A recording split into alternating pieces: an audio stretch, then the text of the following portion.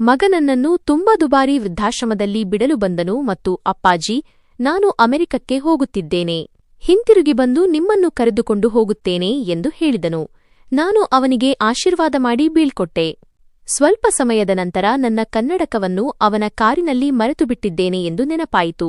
ನಾನು ಗೇಟ್ ಕಡೆಗೆ ಓಡಿದಾಗ ಅವನು ಪಾರ್ಕಿಂಗ್ನಲ್ಲಿ ನಿಂತು ತನ್ನ ತಂಗಿಯೊಂದಿಗೆ ನಗುತ್ತಾ, ಅಮೆರಿಕಕ್ಕೆ ಹೋಗುವುದು ಕೇವಲ ನೆಪವಾಗಿತ್ತು. ಮುದುಕನನ್ನು ಇಲ್ಲಿ ಬಂಧಿಸಿಟ್ಟಿದ್ದೇವೆ ಎಂದು ಹೇಳುತ್ತಿರುವುದನ್ನು ನೋಡಿದೆ. ಇಂದು ರಾತ್ರಿ ವೃದ್ಧಾಶ್ರಮದ ಇನ್ಚಾರ್ಜ್. ನನ್ನ ಕೋಣೆಯ ಗೋಡೆಗಳ ಮೇಲಿದ್ದ ಫೋಟೋಗಳು ಇಂದು ನನಗೆ ಹೆಚ್ಚು ಮೌನವಾಗಿ ಕಾಣುತ್ತಿದ್ದವು. ಈ ಮನೆಯ ನಿವಾಸಿ ಇಂದು ವಿದಾಯ ಹೇಳುತ್ತಿದ್ದಾನೆ ಎಂಬುದು ಅವುಗಳಿಗೆ ತಿಳಿದಿರುವಂತಿತ್ತು. ಈ ಗೋಡೆಗಳ ಪ್ರತಿಯೊಂದು ಇಟ್ಟಿಗೆಯನ್ನು ನಾನು ನನ್ನ ಕಷ್ಟಪಟ್ಟು ದುಡಿದ ಹಣ ಮತ್ತು ರಕ್ತಬೆವರಿನಿಂದ ಕೂಡಿಸಿದ್ದೆ. ನಾನು ನನ್ನ ಕುರ್ಚಿಯ ಮೇಲೆ ಕುಳಿತು ಕಿಟಕಿಯ ಹೊರಗೆ ನನ್ನ ಉದ್ಯಾನವನ್ನು ಶೂನ್ಯದೃಷ್ಟಿಯಿಂದ ನೋಡುತ್ತಿದ್ದೆ. ಅಲ್ಲಿ ನಾನು ನನ್ನ ದಿವಂಗತ ಪತ್ನಿಯೊಂದಿಗೆ ಅಸಂಖ್ಯಾತ ಸಂಜೆಗಳನ್ನು ಕಳೆದಿದ್ದೆ ಮತ್ತು ಅಲ್ಲಿಯೇ ವರುಣ್ ಮತ್ತು ಕಾವ್ಯ ನಡೆಯಲು ಕಲಿತಿದ್ದರು. ಇಂದು ಆ ಉದ್ಯಾನವನವು ದುಃಖದಲ್ಲಿತ್ತು. ಬಹುಶಃ ಅದು ಸಂಜೆಯ ಸಮಯವಾಗಿರಬಹುದು ಅಥವಾ ನನ್ನ ಹೃದಯದ ಶೂನ್ಯತೆ ಎಲ್ಲದರ ಮೇಲೂ ಆವರಿಸಿರಬಹುದು. ನನ್ನ ಹೆಸರು ರಾಮಶರಣ್ ಮತ್ತು ನನಗೆ ಈಗ 63 ವರ್ಷ ವಯಸ್ಸಾಗಿದೆ. ಜೀವನದ ಈ ಘಟ್ಟದಲ್ಲಿ ಮನುಷ್ಯನಿಗೆ ವಿಶ್ರಾಂತಿ ಮತ್ತು ನೆಮ್ಮದಿಯ ಅಗತ್ಯವಿರುತ್ತದೆ. ಮತ್ತು ದೇವರ ದಯೆಯಿಂದ ನನ್ನ ಬಳಿ ಯಾವುದಕ್ಕೂ ಕೊರತೆ ಇರಲಿಲ್ಲ. ನನ್ನ ಬಳಿ ಸಂಪತ್ತು ಇತ್ತು, ಆಸ್ತಿ ಇತ್ತು ಮತ್ತು ಎಲ್ಲಕ್ಕಿಂತ ಹೆಚ್ಚಾಗಿ ನನ್ನ ಮಗ ವರುಣ್ ಇದ್ದನು. ಅವನೇ ನನ್ನ ಪ್ರಪಂಚವಾಗಿದ್ದನು. ನಾನು ನನ್ನ ಇಡೀ ಜೀವನವನ್ನು ನನ್ನ ಮಕ್ಕಳ ಹೆಸರಿಗೆ ಬರೆದಿದ್ದೆ. ನನ್ನ ಹೆಂಡತಿಯ ಮರಣದ ನಂತರ ನಾನು ಎರಡನೇ ಮದುವೆಯ ಬಗ್ಗೆ ಯೋಚಿಸಲೇ ಇಲ್ಲ, ಏಕೆಂದರೆ ನನ್ನ ಮಕ್ಕಳ ಮೇಲೆ ಮಲತಾಯಿಯ ನೆರಳು ಬೀಳುವುದು ನನಗೆ ಇಷ್ಟವಿರಲಿಲ್ಲ. ನಾನು ತಾಯಿ ಮತ್ತು ತಂದೆ ಇಬ್ಬರೂ ಆಗಿ ಅವರನ್ನು ಬೆಳೆಸಿದೆ. ವರುಣ್ ವ್ಯಾಪಾರವನ್ನು ವಹಿಸಿಕೊಂಡಿದ್ದನು ಮತ್ತು ನಾನು ಸಂತೋಷದಿಂದ ನನ್ನ ಹೆಚ್ಚಿನ ಜವಾಬ್ದಾರಿಗಳನ್ನು ಅವನಿಗೆ ಒಪ್ಪಿಸಿದ್ದೆ, ಏಕೆಂದರೆ ಹಳೆಯ ಮರವು ಹೊಸ ಸಸಿಗಳಿಗೆ ಜಾಗವನ್ನು ಬಿಟ್ಟುಕೊಡಬೇಕು ಎಂದು ನಾನು ನಂಬಿದ್ದೆ. ಕಾವ್ಯ ನನ್ನ ಏಕೈಕ ಮಗಳು. ಅವಳ ಮದುವೆಯನ್ನು ನಾನು 6 ವರ್ಷಗಳ ಹಿಂದೆ ನನ್ನ ತಂಗಿಯ ಮಗ ಅಂಕಿತ್ನೊಂದಿಗೆ ಮಾಡಿದ್ದೆ. ಮದುವೆಯಾದ ತಕ್ಷಣ ಅವಳು ವಿದೇಶಕ್ಕೆ ಹೋಗಿದ್ದಳು ಮತ್ತು ಈ 6 ವರ್ಷಗಳಲ್ಲಿ ಮೊದಲ ಬಾರಿಗೆ ಭಾರತಕ್ಕೆ ಬಂದಿದ್ದಳು. ಅವಳು ಬಂದ ದಿನ ನನ್ನ ಮನೆ ಸಂತೋಷದಿಂದ ತುಂಬಿ ಹೋಗಿದ್ದು ನನಗೆ ನೆನಪಿದೆ. ಆದರೆ ಈ ಸಂತೋಷವು ಕ್ಷಣಿಕ ಎಂದು, ಅಂದರೆ ಸ್ವಲ್ಪ ಸಮಯದವರೆಗೆ ಮಾತ್ರ ಎಂದು ಮತ್ತು ಅದರ ಹಿಂದೆ ನನ್ನ ಜೀವನದ ಅಡಿಪಾಯವನ್ನೇ ಅಲುಗಾಡಿಸುವ ಬಿರುಗಾಳಿ ಅಡಗಿದೆ ಎಂದು ನನಗೇನು ಗೊತ್ತು. ಕಾವ್ಯಳ ಆಗಮನದಿಂದ ನನಗೆ ತುಂಬಾ ಸಂತೋಷವಾಗಿತ್ತು, ಆದರೆ ಅವಳ ಕಣ್ಣುಗಳಲ್ಲಿ ವಿಚಿತ್ರವಾದ ದುಃಖ ಮತ್ತು ಆತಂಕವಿತ್ತು. ಒಬ್ಬ ತಂದೆಯಾಗಿ ನಾನು ಅದನ್ನು ಸ್ಪಷ್ಟವಾಗಿ ಅನುಭವಿಸಬಲ್ಲೆ. ಅವಳ ಗಂಡ ಅಂಕಿತ್ ಒಬ್ಬ ಬೇಜವಾಬ್ದಾರಿ ಮತ್ತು ದುಶ್ಚಟಗಳಿರುವ ಮನುಷ್ಯ ಎಂದು ನನಗೆ ತಿಳಿದಿತ್ತು. ಅವನು ಜೂಜು ಮತ್ತು ಮದ್ಯದ ಚಟದಲ್ಲಿ ಎಲ್ಲವನ್ನೂ ಕಳೆದುಕೊಂಡಿದ್ದಾನೆ ಮತ್ತು ಈಗ ಅವರ ಆರ್ಥಿಕ ಪರಿಸ್ಥಿತಿ ತುಂಬಾ ಕೆಟ್ಟದಾಗಿದೆ ಎಂದು ನನಗೆ ಆಗಾಗ್ಗೆ ಸುದ್ದಿ ಸಿಗುತ್ತಿತ್ತು. ಕಾವ್ಯ ಅನೇಕ ಬಾರಿ ಸಂಕೋಚದಿಂದ ನನ್ನ ಬಳಿ ಸಹಾಯಕ್ಕಾಗಿ ಕೇಳಿದ್ದಳು ಮತ್ತು ನಾನು ಯಾವಾಗಲೂ ಅವಳಿಗೆ ಸಹಾಯ ಮಾಡಿದ್ದೆ. ಆದರೆ ಇತ್ತೀಚೆಗೆ ನಾನು ಸಹಾಯ ಮಾಡುವುದನ್ನು ನಿಲ್ಲಿಸಿದ್ದೆ, ಏಕೆಂದರೆ ನಾನು ನೀಡಿದ ಹಣ ಕಾವ್ಯಳಿಗಲ್ಲ, ಬದಲಾಗಿ ಅಂಕಿತ್ನ ಮೋಜು ಮಸ್ತಿಗೆ ಖರ್ಚಾಗುತ್ತಿದೆ ಎಂದು ನನಗೆ ತಿಳಿದಿತ್ತು. ನನ್ನ ಜೀವನದುದ್ದಕ್ಕೂ ನಾನು ಗಳಿಸಿದ ಹಣ ಜೂಜಾಟಕ್ಕೆ ಬಲಿಯಾಗುವುದನ್ನು ನಾನು ಬಯಸಲಿಲ್ಲ. ಬಹುಶಃ ಈ ಕಾರಣಕ್ಕಾಗಿಯೇ ಕಾವ್ಯ ನನ್ನಿಂದ ಸ್ವಲ್ಪ ದೂರವಿರಲು ಪ್ರಾರಂಭಿಸಿದ್ದಳು. ಆದರೆ ನಾನು ಇದೆಲ್ಲವನ್ನೂ ಅವಳ ಒಳ್ಳೆಯದಕ್ಕಾಗಿಯೇ ಮಾಡಿದ್ದೆ. ನಿನ್ನೆ ರಾತ್ರಿ ಊಟದ ಮೇಜಿನ ಬಳಿ ನಡೆದ ಘಟನೆ ನನ್ನನ್ನು ಒಳಗಿನಿಂದಲೇ ನಡುಗಿಸಿತು. ನಾವೆಲ್ಲರೂ ಮೌನವಾಗಿ ಊಟ ಮಾಡುತ್ತಿದ್ದೆವು. ಅಷ್ಟರಲ್ಲಿ ಇದ್ದಕ್ಕಿದ್ದಂತೆ ವರುಣ್ ಗಂಟಲು ಸರಿಪಡಿಸಿಕೊಳ್ಳುತ್ತಾ, ಅಪ್ಪ, ನಾನು ನಿಮ್ಮೊಂದಿಗೆ ಒಂದು ಮುಖ್ಯವಾದ ವಿಷಯ ಮಾತನಾಡಬೇಕು ಎಂದನು. ಅವನ ಧ್ವನಿಯಲ್ಲಿ ನಾನು ಹಿಂದೆಂದೂ ಅನುಭವಿಸಿದ ಅಂಜಿಕೆ ಇತ್ತು. ನಾನು ತುತ್ತು ಮುರಿಯುತ್ತಾ ಪ್ರೀತಿಯಿಂದ ಅವನ ಕಡೆಗೆ ನೋಡಿ, ಹೌದು ಮಗನೇ, ಹೇಳು ಏನದು ಎಂದೆ. ವರುಣ್ ತನ್ನ ಹೆಂಡತಿ ನೀಲಂ ಮತ್ತು ತಂಗಿ ಕಾವ್ಯಳ ಕಡೆಗೆ ನೋಡಿದನು. ಬಹುಶಃ ಅವರಿಂದ ಧೈರ್ಯ ತಂದುಕೊಳ್ಳುತ್ತಿದ್ದನು ಮತ್ತು ನಂತರ ಹೇಳಿದನು, ಅಪ್ಪ, ನನ್ನ ಕೆನಡಾ ವೀಸಾ ಬಂದಿದೆ ಮತ್ತು ಅಲ್ಲಿ ನಮ್ಮ ಭವಿಷ್ಯಕ್ಕೆ ಅತ್ಯಗತ್ಯವಾದ ಒಂದು ದೊಡ್ಡ ಬಿಸಿನೆಸ್ ಪ್ರಾಜೆಕ್ಟ್ ಸಿಗುತ್ತಿದೆ. ನಾನು ಮುಂದಿನ ವಾರವೇ ಹೊರಡಬೇಕು ಮತ್ತು ನೀಲಂ ಕೂಡ ನನ್ನೊಂದಿಗೆ ಬರುತ್ತಾಳೆ. ಇದನ್ನು ಕೇಳಿ ನಾನು ತುಂಬಾ ಸಂತೋಷಪಟ್ಟೆ ಮತ್ತು ಇದು ತುಂಬಾ ಒಳ್ಳೆಯ ಸುದ್ದಿ ಮಗನೇ. ದೇವರು ನಿನಗೆ ಯಶಸ್ಸು ನೀಡಲಿ. ಹಾಗಾದರೆ ಚಿಂತೆಯ ವಿಷಯವೇನು ಎಂದೆ. ವರುಣ್ ಕಣ್ಣುಗಳನ್ನು ತಗ್ಗಿಸಿ, ಸಮಸ್ಯೆ ಏನೆಂದರೆ ಅಪ್ಪ, ನಾವು ಕನಿಷ್ಠ 6 ತಿಂಗಳು, ಬಹುಶಃ 1 ವರ್ಷದವರೆಗೆ ಹಿಂತಿರುಗಲು ಸಾಧ್ಯವಾಗುವುದಿಲ್ಲ. ಮತ್ತು ಕಾವ್ಯ ಕೂಡ ತನ್ನ ಅತ್ತೆ ಮನೆಗೆ ಮರಳುತ್ತಿದ್ದಾಳೆ. ಅವಳ ವೀಸಾ ಕೂಡ ಮುಗಿಯಲಿದೆ. ಇದನ್ನು ಕೇಳಿದ ತಕ್ಷಣ ನನ್ನ ಕೈ ನಿಂತು ಹೋಯಿತು ಮತ್ತು ನನ್ನ ಬಾಯಿಂದ ಅಯಾಚಿತವಾಗಿ ಹೊರಬಂತು, ಹಾಗಾದರೆ ಇದರ ಅರ್ಥ ನಾನು ಮನೆಯಲ್ಲಿ ಒಬ್ಬಂಟಿಯಾಗಿ ಉಳಿಯುತ್ತೇನೆ ಎಂದಾಯಿತೆ ಎಂದು ನಾನು ಸಣ್ಣ ಧ್ವನಿಯಲ್ಲಿ ಕೇಳಿದೆ. ವರುಣ್ ತಕ್ಷಣ, ಇಲ್ಲ ಅಪ್ಪ, ಇದೇ ಅಲ್ವಾ ಸಮಸ್ಯೆ. ನಿಮ್ಮ ಆರೋಗ್ಯವೂ ಸರಿಯಿಲ್ಲ ಮತ್ತು ರಕ್ತದೊತ್ತಡದ ತೊಂದರೆಯೂ ಇದೆ. ನಾವು ನಿಮ್ಮನ್ನು ಒಬ್ಬಂಟಿಯಾಗಿ ಹೇಗೆ ಬಿಡಲು ಸಾಧ್ಯ? ಸೇವಕರ ನಂಬಿಕೆಯಲ್ಲಿ ನಿಮ್ಮನ್ನು ಬಿಟ್ಟು ಹೋಗಲು ನನಗೆ ಮನಸ್ಸಿಲ್ಲ. ಅವನ ಈ ಕಾಳಜಿಯನ್ನು ನೋಡಿ ನನ್ನ ಮಗ ನನ್ನ ಬಗ್ಗೆ ಎಷ್ಟು ಕಾಳಜಿ ವಹಿಸುತ್ತಾನೆ ಎಂದು ನನಗೆ ಸಮಾಧಾನವಾಯಿತು. ನಾನು ಕೇಳಿದೆ, ಹಾಗಾದರೆ ಇದಕ್ಕೆ ಪರಿಹಾರವೇನು ಮಗನೇ? ವರುಣ್ ಒಂದು ಕ್ಷಣ ವಿರಾಮ ತೆಗೆದುಕೊಂಡು ನಂತರ ಹೇಳಿದನು, ಅಪ್ಪ, ನನ್ನ ಸ್ನೇಹಿತನೊಬ್ಬ ಒಂದು ಅದ್ಭುತವಾದ ಜಾಗವನ್ನು ನಿರ್ಮಿಸಿದ್ದಾನೆ. ಅದು ಸಾಮಾನ್ಯ ವೃದ್ಧಾಶ್ರಮವಲ್ಲ, ಬದಲಾಗಿ 5 ಸ್ಟಾರ್ ಗೆಸ್ಟ್ ಹೌಸ್ನಂತಿದೆ. ಅಲ್ಲಿ ಯಾವಾಗಲೂ ವೈದ್ಯರ ತಂಡ ಇರುತ್ತದೆ ಮತ್ತು ವಾತಾವರಣವು ಸಂಪೂರ್ಣವಾಗಿ ಮನೆಯಂತೆಯೇ ಇರುತ್ತದೆ. ನಾವು ಹಿಂತಿರುಗುವವರೆಗೆ ನೀವು ಅಲ್ಲಿಯೇ ಇರಬೇಕೆಂದು ನಾನು ಯೋಚಿಸಿದ್ದೇನೆ. ಅಲ್ಲಿ ನಿಮಗೆ ಒಂಟಿತನವೂ ಅನಿಸುವುದಿಲ್ಲ ಮತ್ತು ನಿಮ್ಮ ಆರೈಕೆ ನಮಗಿಂತಲೂ ಉತ್ತಮವಾಗಿ ನಡೆಯುತ್ತದೆ. ವೃದ್ಧಾಶ್ರಮ ಎಂಬ ಪದವನ್ನು ಕೇಳಿ ನನ್ನ ಹೃದಯಕ್ಕೆ ಆಘಾತವಾಯಿತು, ಏಕೆಂದರೆ ನಮ್ಮ ಕುಟುಂಬದಲ್ಲಿ ಈ ಪದವನ್ನು ಬೈಗುಳದಂತೆ ಪರಿಗಣಿಸಲಾಗುತ್ತದೆ. ಆದರೆ ವರುಣ್ ಮುಖದ ಮೇಲಿನ ಅಸಹಾಯಕತೆಯನ್ನು ನೋಡಿ ನನ್ನ ಮನಸ್ಸು ಕರಗಿತು. ಮಗನು ತನ್ನ ಪ್ರಗತಿಗಾಗಿ ಹೋಗುತ್ತಿದ್ದಾನೆ ಮತ್ತು ನನ್ನ ಬಗ್ಗೆಯೂ ಚಿಂತಿಸುತ್ತಿದ್ದಾನೆ ಎಂದು ನಾನು ಭಾವಿಸಿದೆ. ನಾನು ನಿರಾಕರಿಸಿದರೆ ಬಹುಶಃ ಅವನು ತನ್ನ ಪ್ರಾಜೆಕ್ಟ್ ಬಿಡಬಹುದು ಮತ್ತು ನಾನು ಅವನ ಪ್ರಗತಿಯ ಹಾದಿಯಲ್ಲಿ ಅಡಚಣೆಯಾಗಲು ಬಯಸಲಿಲ್ಲ. ನಾನು ಕಲ್ಲೆದೆಯಿಟ್ಟುಕೊಂಡು ನಗುತ್ತಾ, ಮಗನೇ, ಇದು ನನ್ನ ಮತ್ತು ನಿನ್ನ ಒಳಿತಿಗಾಗಿ ಎಂದು ನಿನಗೆ ಅನ್ನಿಸಿದರೆ ನನಗೇನೂ ಅಭ್ಯಂತರವಿಲ್ಲ. ನಾನು ಕೇವಲ ನಿನ್ನ ಸಂತೋಷವನ್ನು ಬಯಸುತ್ತೇನೆ ಎಂದೆ. ನನ್ನ ಒಪ್ಪಿಗೆಯನ್ನು ಕೇಳಿ ವರುಣ್ ಮತ್ತು ನೀಲಂ ಮುಖಗಳು ಅರಳಿದವು ಮತ್ತು ಕಾವ್ಯ ಕೂಡ ನಿಟ್ಟುಸಿರು ಬಿಟ್ಟಳು. ಆದರೆ ಅವರ ಮುಖಗಳಲ್ಲಿದ್ದ ಆ ಸೂಕ್ಷ್ಮ ಭಾವನೆಯನ್ನು ನನಗೆ ಅರ್ಥಮಾಡಿಕೊಳ್ಳಲಾಗಲಿಲ್ಲ. ಅದು ಸಂತೋಷಕ್ಕಿಂತ ಹೆಚ್ಚಾಗಿ ಯಶಸ್ಸಿನ ಭಾವನೆಯಾಗಿತ್ತು. ಏನೇ ಆಗಲಿ, ನಾನು ಅದನ್ನು ನನ್ನ ಭ್ರಮೆ ಎಂದು ಭಾವಿಸಿ ಕಡೆಗಣಿಸಿದೆ. ರಾತ್ರಿಯಿಡೀ ಎಚ್ಚರವಾಗಿದ್ದು ನನ್ನ ಸಾಮಾನುಗಳನ್ನು ಕಟ್ಟಿದೆ. ನಾನು ನನ್ನೊಂದಿಗೆ ನನ್ನ ಹೆಂಡತಿಯ ಕೆಲವು ನೆನಪಿನ ವಸ್ತುಗಳು, ನನ್ನ ನೆಚ್ಚಿನ ಪುಸ್ತಕಗಳು ಮತ್ತು ನಾನು ಯಾವಾಗಲೂ ಓದುವ ಆ ಪುಸ್ತಕವನ್ನು ಇಟ್ಟುಕೊಂಡೆ. ಬೆಳಗಾದಾಗ ಮನೆಯ ವಾತಾವರಣದಲ್ಲಿ ವಿಚಿತ್ರವಾದ ಒತ್ತಡವಿತ್ತು. ಬೆಳಗಿನ ಉಪಾಹಾರದ ಸಮಯದಲ್ಲಿ ಯಾರೂ ಯಾರೊಂದಿಗೂ ಮಾತನಾಡುತ್ತಿರಲಿಲ್ಲ. ವರುಣ್ ಪದೇ ಪದೇ ಗಡಿಯಾರವನ್ನು ನೋಡುತ್ತಿದ್ದನು. ಅವನಿಗೆ ಎಲ್ಲೋ ಹೋಗಲು ಆತುರವಿದ್ದಂತಿತ್ತು. ಅಪ್ಪ, ಬೇಗ ಮಾಡಿ, ನಮ್ಮ ಫ್ಲೈಟ್ ಸಮಯ ಹತ್ತಿರ ಬರುತ್ತಿದೆ ಮತ್ತು ಮೊದಲು ನಾವು ನಿಮ್ಮನ್ನು ಡ್ರಾಪ್ ಮಾಡಬೇಕು ಎಂದು ನೀಲಂ ನೆನಪಿಸಿದಳು. ನಾನು ಕೊನೆಯ ಬಾರಿಗೆ ನನ್ನ ಮನೆಯನ್ನು ನೋಡಿದೆ. ಈ ಮನೆಯ ಪ್ರತಿಯೊಂದು ಮೂಲೆಯಲ್ಲೂ ನನ್ನ ನೆನಪುಗಳು ನೆಲೆಸಿದ್ದವು. ನಾನು ಗೋಡೆಯ ಮೇಲಿದ್ದ ನನ್ನ ಹೆಂಡತಿಯ ಫೋಟೋಗೆ ನಮಸ್ಕರಿಸಿದೆ ಮತ್ತು ನಾನು ಬೇಗನೆ ಹಿಂತಿರುಗುತ್ತೇನೆ ಎಂದು ಮನಸ್ಸಿನಲ್ಲಿಯೇ ಪ್ರಮಾಣ ಮಾಡಿದೆ. ನಾನು ಗೇಟ್ನಿಂದ ಹೊರಬಂದಾಗ ನೆರೆಹೊರೆಯವರ ಕಣ್ಣುಗಳು ನನ್ನ ಮೇಲೆ ನೆಟ್ಟಿದ್ದವು. ಅವರ ಕಣ್ಣುಗಳಲ್ಲಿ ಸಹಾನುಭೂತಿಯೂ ಇತ್ತು ಮತ್ತು ನನಗೆ ಚುಚ್ಚುವಂತಹ ಪ್ರಶ್ನೆಗಳೂ ಇದ್ದವು. ನಾನು ತಲೆ ತಗ್ಗಿಸಿ ವರುಣ್ನ ಕಾರಿನಲ್ಲಿ ಕುಳಿತೆ. ವರುಣ್ ಡ್ರೈವಿಂಗ್ ಸೀಟಿನಲ್ಲಿದ್ದನು. ಅವನ ಪಕ್ಕದಲ್ಲಿ ನೀಲಂ ಕುಳಿತಿದ್ದಳು. ಕಾರು ಚಲಿಸಿತು ಮತ್ತು ನನ್ನ ಮನೆ ಹಿಂದೆ ಉಳಿಯಿತು. ಇಡೀ ದಾರಿಯಲ್ಲಿ ಕಾರಿನಲ್ಲಿ ಮೌನ ಆವರಿಸಿತ್ತು. ಕಾವ್ಯ ಕಿಟಕಿಯ ಹೊರಗೆ ನೋಡುತ್ತಿದ್ದಳು, ಆದರೆ ಅವಳ ಕೈ ನಿರಂತರವಾಗಿ ಫೋನ್ನಲ್ಲಿ ಕೆಲಸ ಮಾಡುತ್ತಿತ್ತು. ಅವಳು ಸಂದೇಶದ ಮೂಲಕ ಯಾರೊಂದಿಗೋ ಮಾತನಾಡುತ್ತಿರುವಂತಿತ್ತು.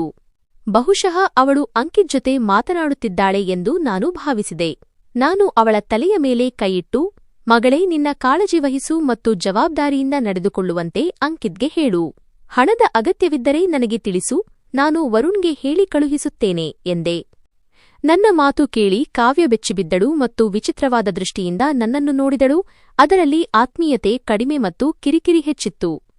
ಅವಳು ಸಂಕ್ಷಿಪ್ತವಾಗಿ, ಸರಿಯಪ್ಪ, ನೀವು ಚಿಂತಿಸಬೇಡಿ ಎಂದು ಹೇಳಿ ಮತ್ತೆ ಫೋನ್ನಲ್ಲಿ ಮಗ್ನಳಾದಳು. 6 ವರ್ಷಗಳ ನಂತರ ಭೇಟಿಯಾದ ಮಗಳು ಇಂದು ವಿದಾಯದ ಸಮಯದಲ್ಲಿಯೂ ನನ್ನೊಂದಿಗೆ ಮುಕ್ತವಾಗಿ ಮಾತನಾಡುತ್ತಿಲ್ಲ ಎಂದು ನನಗೆ ದುಃಖವಾಯಿತು.